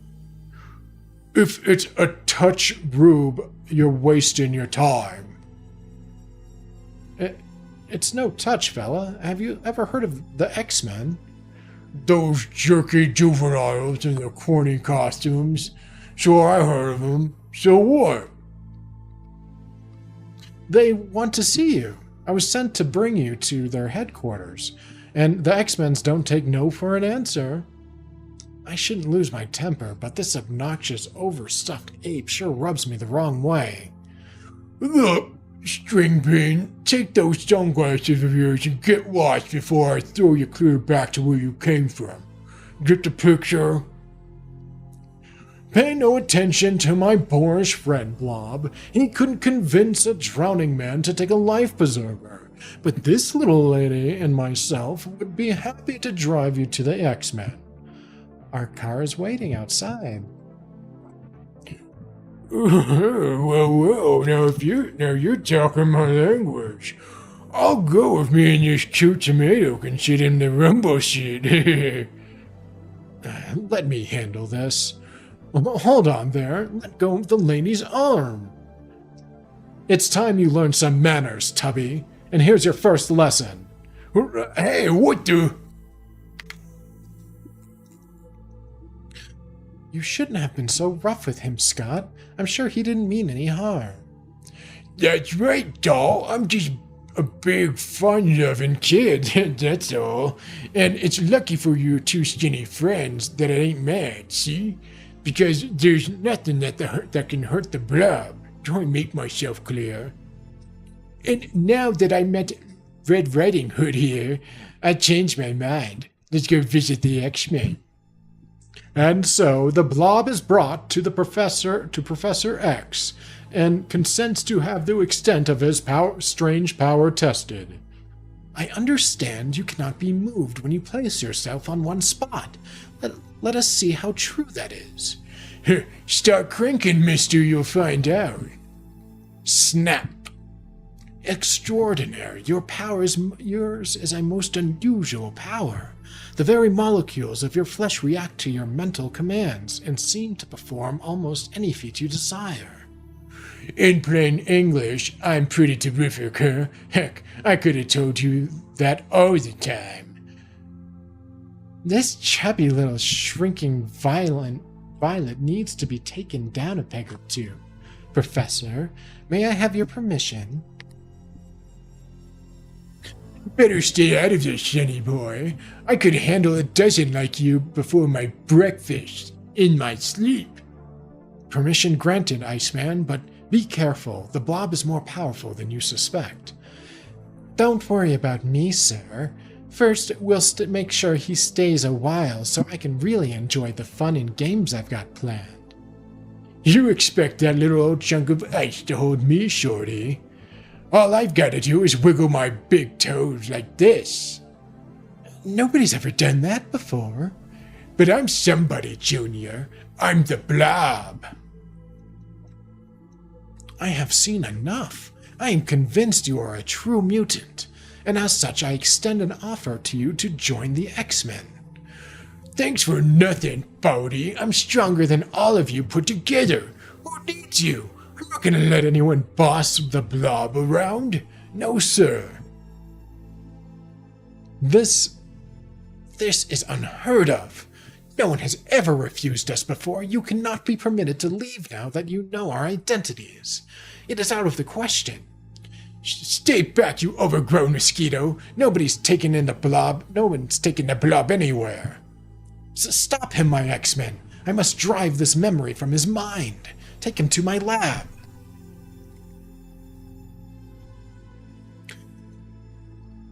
Professor X gives the orders around here, Moonface. And don't... Yeah, my hands. I've warned you, pretty boy. If bullets can't hurt me, what do you expect those little pink fists of yours to do? You're going to regret that, Blob. That's what you think, Jedhead. Raise that visor of yours another inch and this little sparrow of yours will never fly again. Don't worry about me, Cyclops. Let him have it. He's too dangerous to take chances with. I can't risk Angel's life. It's up to the others. Then, moving with startling speed for one so massive, the Blob makes the first move as all fury seems to break loose in the Great Chamber. Rat, I missed him. Here, you two deserve each other. Fall back, my X-Men. Regroup yourselves. Plan your attack carefully. You're being too careless. You must work as a team. I've got to move the professor away. If the Blob attacks him, he's too vulnerable. Using her astounding power of telekinesis, Marvel Girl hurls the professor's wheelchair back out of range before the Blob can reach him. Once I get my hands on your leader, Hey, what's going on? Just in time. Now, with the professor out of harm's way, we can concentrate on the Blob again. But their opponent finally decides to escape while he can. Oh, no, you don't. The door's haunted. It's shut by itself. Out of the way, Jean. Out of the way, Jean. Let me tackle him. Though they call you the Beast, your strength can't nearly match mine. Nothing can hurt me. Far be it from me to doubt your veracity, big man, but I prefer to learn things for myself. Wham! Satisfied, monkey man? Let's just say you've proved your point, son. I'll lose myself down here and be back at the carnival before they can finish up picking up their pieces. Swiftly, the uncanny Blob makes his way among the vast network of underground cables and circuits from which the heart of and nerve center of every major metropolis. Meanwhile, at X-Men headquarters... No bones broken, Professor. Gosh, what's wrong, sir? My first mistake. My first really serious mistake. I foolishly took it for granted he would join us. I had you bring him here. He learned where we are located, who we are. If he talks, the secret I have sworn to dedicate my life to will be a secret no more. He must not talk. Can't you drive the memory of what he has learned from his mind, sir? Yes, but not by a long distance. He must be near me. He must be brought here again. And, reaching the carnival, the Blob's thoughts are turning to the same direction. I know the identity of the X-Men. That means I'm dangerous to them. They'll never rest until they've recaptured me. But I'll outsmart them. I'll attack them first. I know where they are. It won't be hard.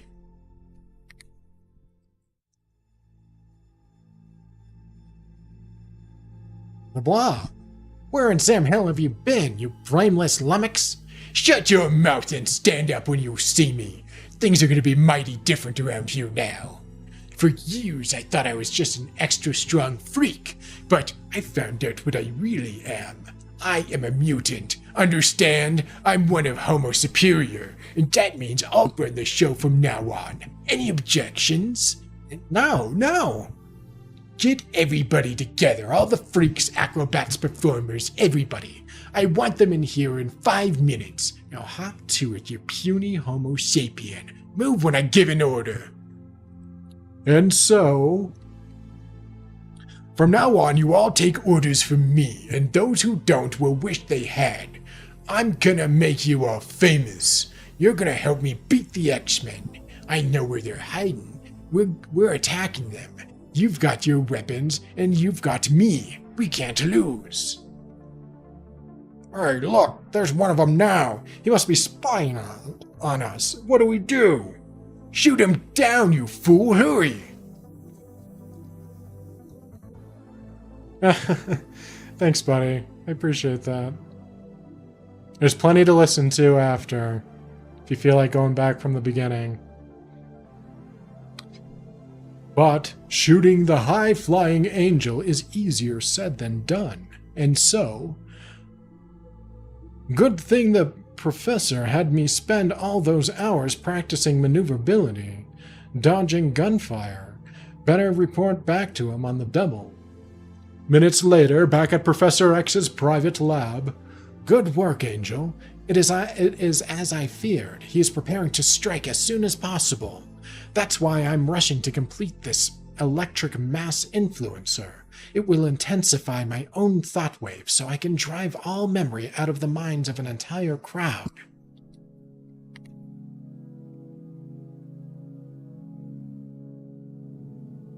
For the problem is now more difficult than ever.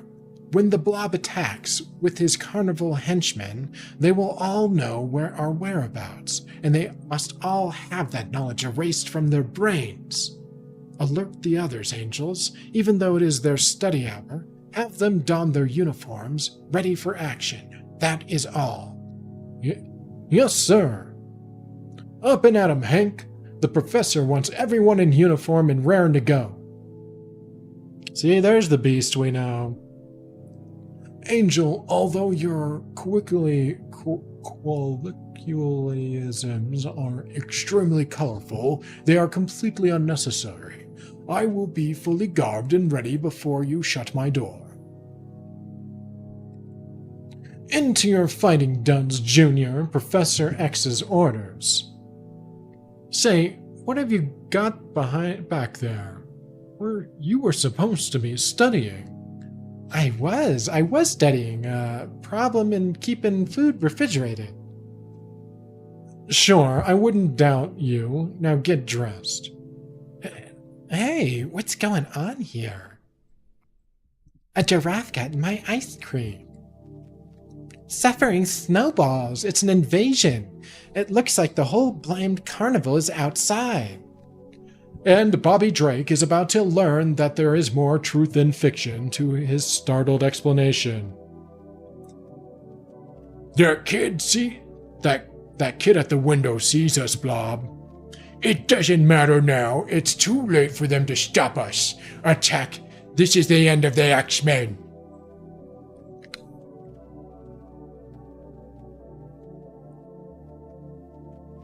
We must take over their headquarters. Wait, is that still the Blob? Why does he look like Clayface? I guess they just forgot to put hair on him. We must take over their headquarters. I want all their secrets, all their scientific discoveries. Their weapons must be mine.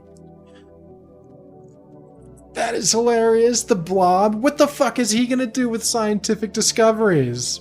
Just sell them to a pawn shop? Like, I gotta give it to, you know what? I'll give it to him. The Blob, he's ambitious. You gotta give it to him. The first thing he did after he did learning he was a mutant, said, "Fuck you guys, I'm out of here." And immediately takes over his place of employment. And then wants to pull a power move by proving how awesome he is by then taking out said X-Men.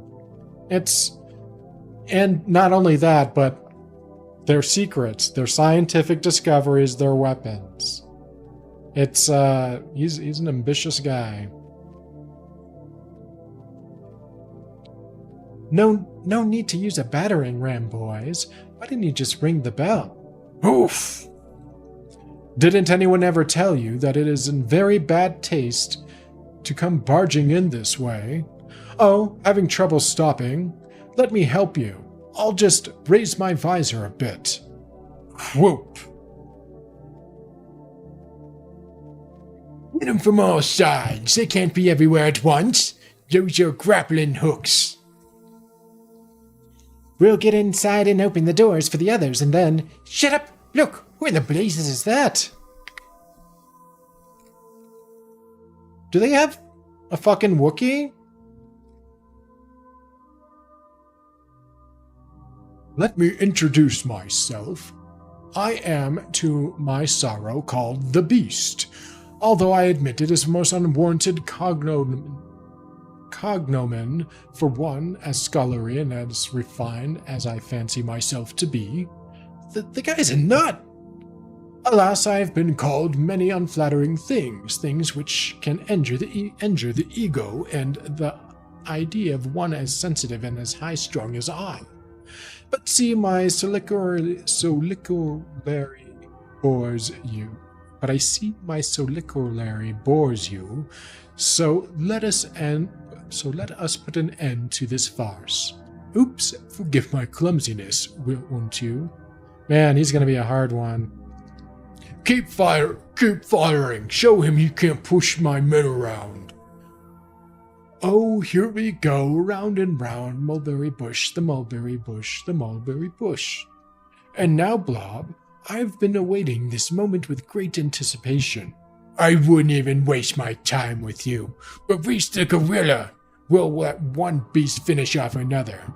That's supposed to be a gorilla? I guess.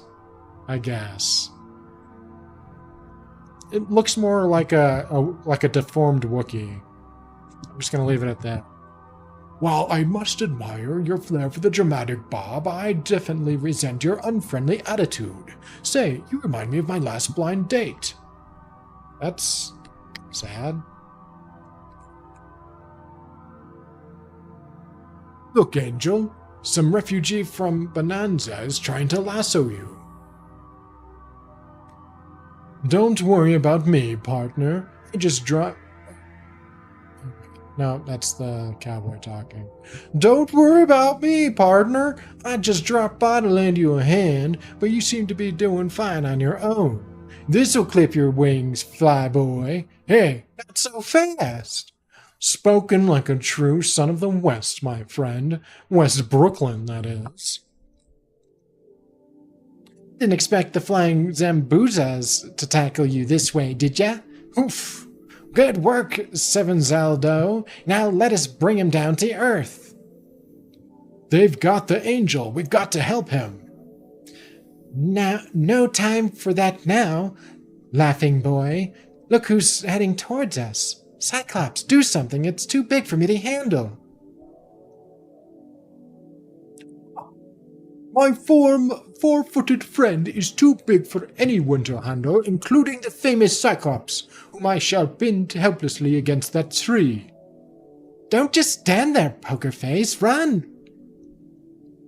Run? Cyclops doesn't run, little man. At least, not while I am still able to raise my power beam visor, like this. No sound effect? What a missed opportunity.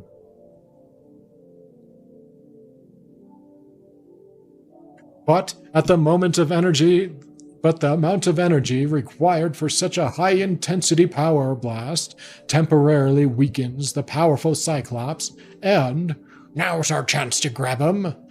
With him out of the way, the others will be easy. Brother, brother, are you living in a fool's paradise? I'll just toss off a few ice torpedo. Oh wait, no. It's yeah.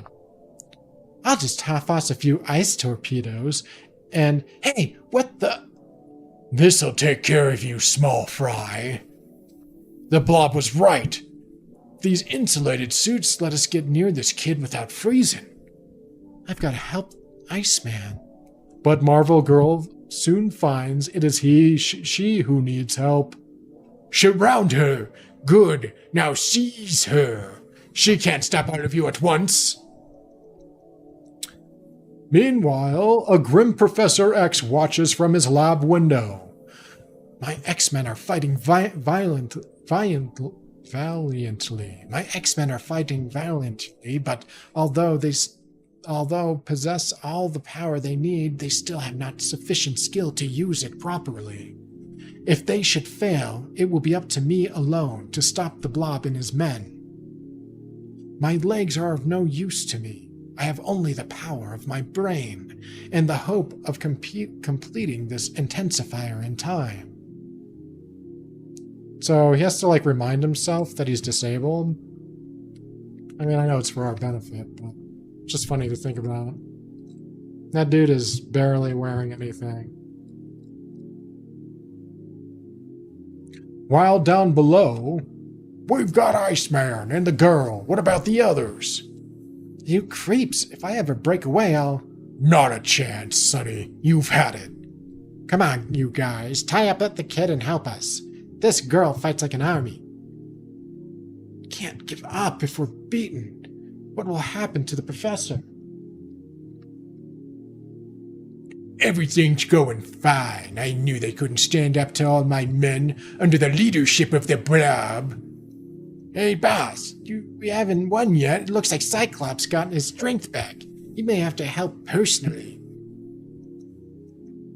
Let's get out of here. If that guy's eyes are in working order again, I'm not hanging around till he turns them on me. I hear you talking, pal. There you are, the renegade mutant who thinks he can beat the X-Men. Thinks? Sonny, you've got it all wrong. I know I can beat a bunch of costume teenagers misfits like you. That power beam of yours can't budge me. Maybe not, but if I blast the ground you're standing on, it's sure going to upset you too. Now, while he's not looking, this is our chance. We did it! He's helpless now. Yeah! With this tight sack over him, he can't move his visor to free that beam of his. Here's the Angel. We got him too. Hurry, tie them up. Hurry. Remember, the beast is still free. Come on, you guys. Get those ropes around him. I can't hold his wings all day like this all day. What are you think we're trying to do? He doesn't know where to quit. What do they feed you, X-Men, anyway? Ain't you got brains enough to know when you're licked? If I could just free my wings, I'd show you who's licked.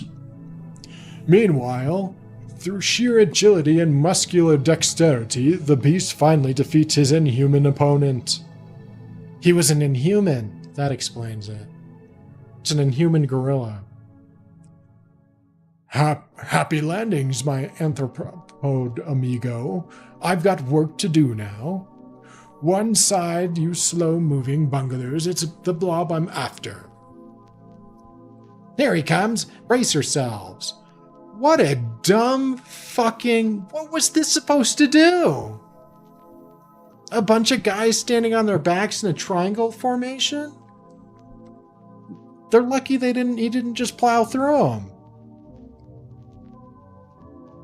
Maybe I'm crazy. Maybe that's a superior way to, catch somebody, but just looking at it, I feel like that's not... No. Like, I feel like I could get past that. That's bad news. Here he comes. Brace yourselves. He can't stop now. He's moving too fast. Hold fast. We got him. It's hilarious. Throw him down here to me. I'll handle him now. Nothing can break the grip of the Blob. There. You're the last of them. I've beaten all the X-Men. Only helpless Professor X remains. Need some water here.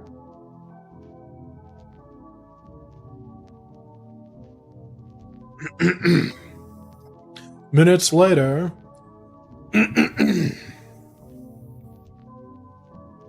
If the four of you stay out of trouble now, I may let you live for a while longer. And don't expect any help from Iceman. He's got his own problems right now. Make one false move, Junior, and that circle of flame will fall, melting you but good. Now follow me. Once we dispose of the Professor X, all the secrets and all the powers of the X-Men will become mine. The whole human race will bow down to the Blob. Silently, completely motionless, the man known as Professor X sits and waits for the attack with grim resolve. An attack he has been following by means of his amazing mental prowess. My X-Men have been stopped, but not for long. There is still hope. Marvel Girl, I am sending you my thought to you. You are not as helpless as you think. Do exactly as I say. You have the telekinetic power to mentally move an object. Use that power to remove your blindfold. Well done, Jean. And now, look around you quickly. Every second counts. We can still defeat the blob. Keep looking. Ah, I see what you see by probing your mind. Ah, that is what we need. Send your telekinetic power through the wagon window, quickly. Sharpo, world's greatest knife thrower. Sharpo. I hope he becomes an official villain later. Sharpo the knife thrower. And I hope he's clown themed. Perfect. And now, the rest is up to you. I will not fail you, sir.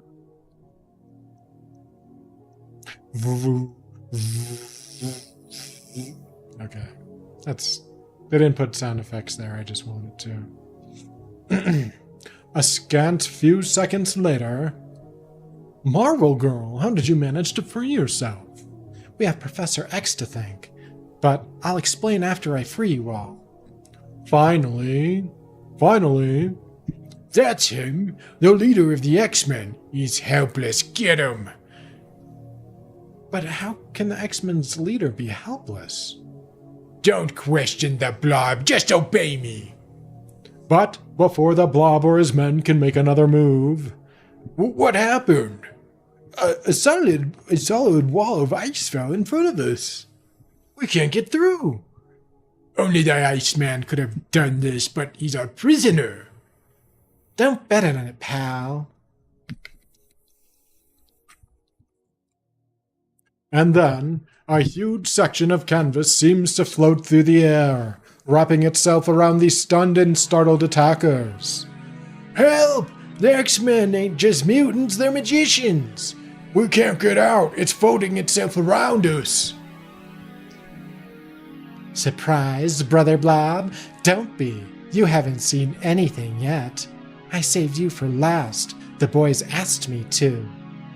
I beat you once and I'll do it again, but this time I won't be so merciful. Bravo, spoken like a true little blob. Stay back. His grip is unbreakable once he grabs you, but I'll see to it that he never grabs any of us again. Whew. I was a fool to allow those bumbelow Homo sapiens to fight you. When I climb out of here, the blob will personally defeat you all. Who the fuck is that?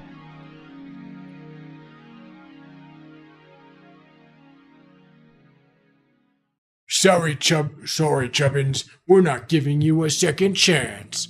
Quick, stretch out. We've got to get out of here. Let's blast our way through. Okay, so his men are abandoning him.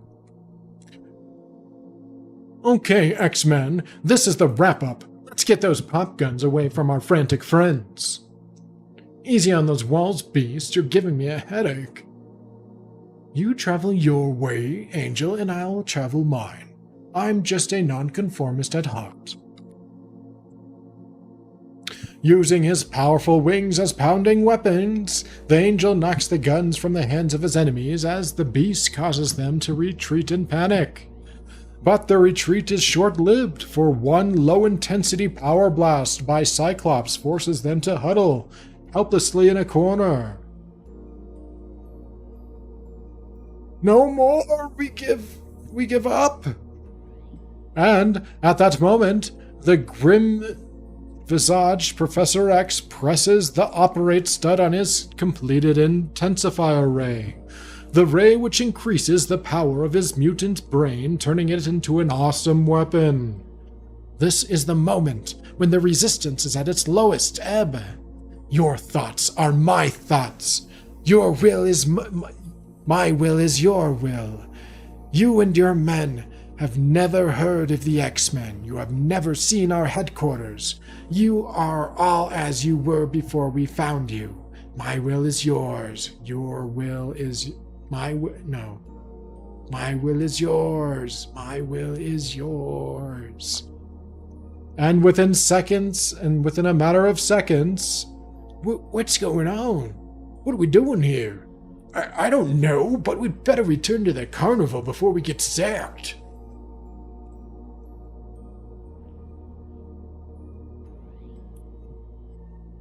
I think that's Iceman? Yeah. Looks like you win again, sir. You ended the menace of the blob by sheer brain power alone. No, the victory is not mine alone, for without your courage and skill in holding off the enemy until I could complete my intensifier, we would have been annihilated. We fought the fight together, my X-Men, and we triumphed together. And so ends the tale of the mutant who might have achieved greatness as an X-Men had his honor been a match for his power. Step right up, folks, and see the blob. Only 25 cents. Hurry, hurry. What a life, always on display for the rubes. Oh well, it's better than starving. But the brain of a mutant is an unpredictable thing. Professor X knows that someday in the future the blob's memory may return. But when it does, the X-Men will be ready. Now, until next issue, from Homo Superior to Homo Sapiens, farewell. There we go. We did it. Got a little time for a little fact-finding mission. So it is, in fact, the blob's first performance. I'd be one of these acrobats. They show up again anywhere else? No. It's funny, like, some of the people that have pages. Like, the Carnival Barker doesn't get a page, but Stretcho gets a page? Why? Why Stretcho? Literally a nobody. It's just a guy in a kilt. Hilarious. Tex got a page. Let's see if we got any good trivia. Nope. Got notes. Yep, there's the talks about the panel where he was mistakenly bald. Scott Jean Warren love triangle originates from this issue. Kind of seems like everybody wants to bang her though. Like even Professor X and his penis don't work. Yeah, I have to delete that memory from my brain. My God. I didn't realize, like, I thought it was something that was, like, talked about later. But, Jesus Christ, he just went out and thought the thought. And, yeah, no, I can't, no, my brain. Yep, this talks about Beast getting his intellectual persona. Although it looks like, gets talked about in Defenders, maybe. How he went from being just whatever to an intellectual. Previous issue, Professor X easily removes the Vanisher's memory. In this issue, you must use.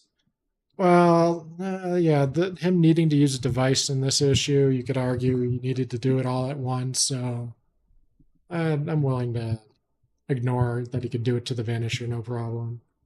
That's what that note was saying. Back from the groceries, was listening, I was thinking, what if there was a diabetes man that would tell every old man or woman that inches closest to sweet, contemplating it, wagging the finger. Yeah, and you know what? Like, their theme could be like a dog costume, because you know how, like, dogs can, like, detect certain diseases and stuff? It could be like Golden Retriever Man, and he'll, like, he just knows when you're about to have a seizure, when you're about to get diabetes. Like, it's a bunch of stuff like that.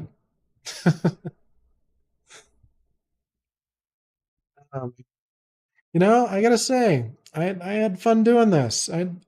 I think I'm gonna do this again tomorrow, even. Maybe I'll do the VR. We'll see. But JD, man, thanks for hanging out with me, and I'm glad you're doing all right. Aki, thanks for stopping by. But wherever you are, whenever you are, I'll see you guys tomorrow. Peace.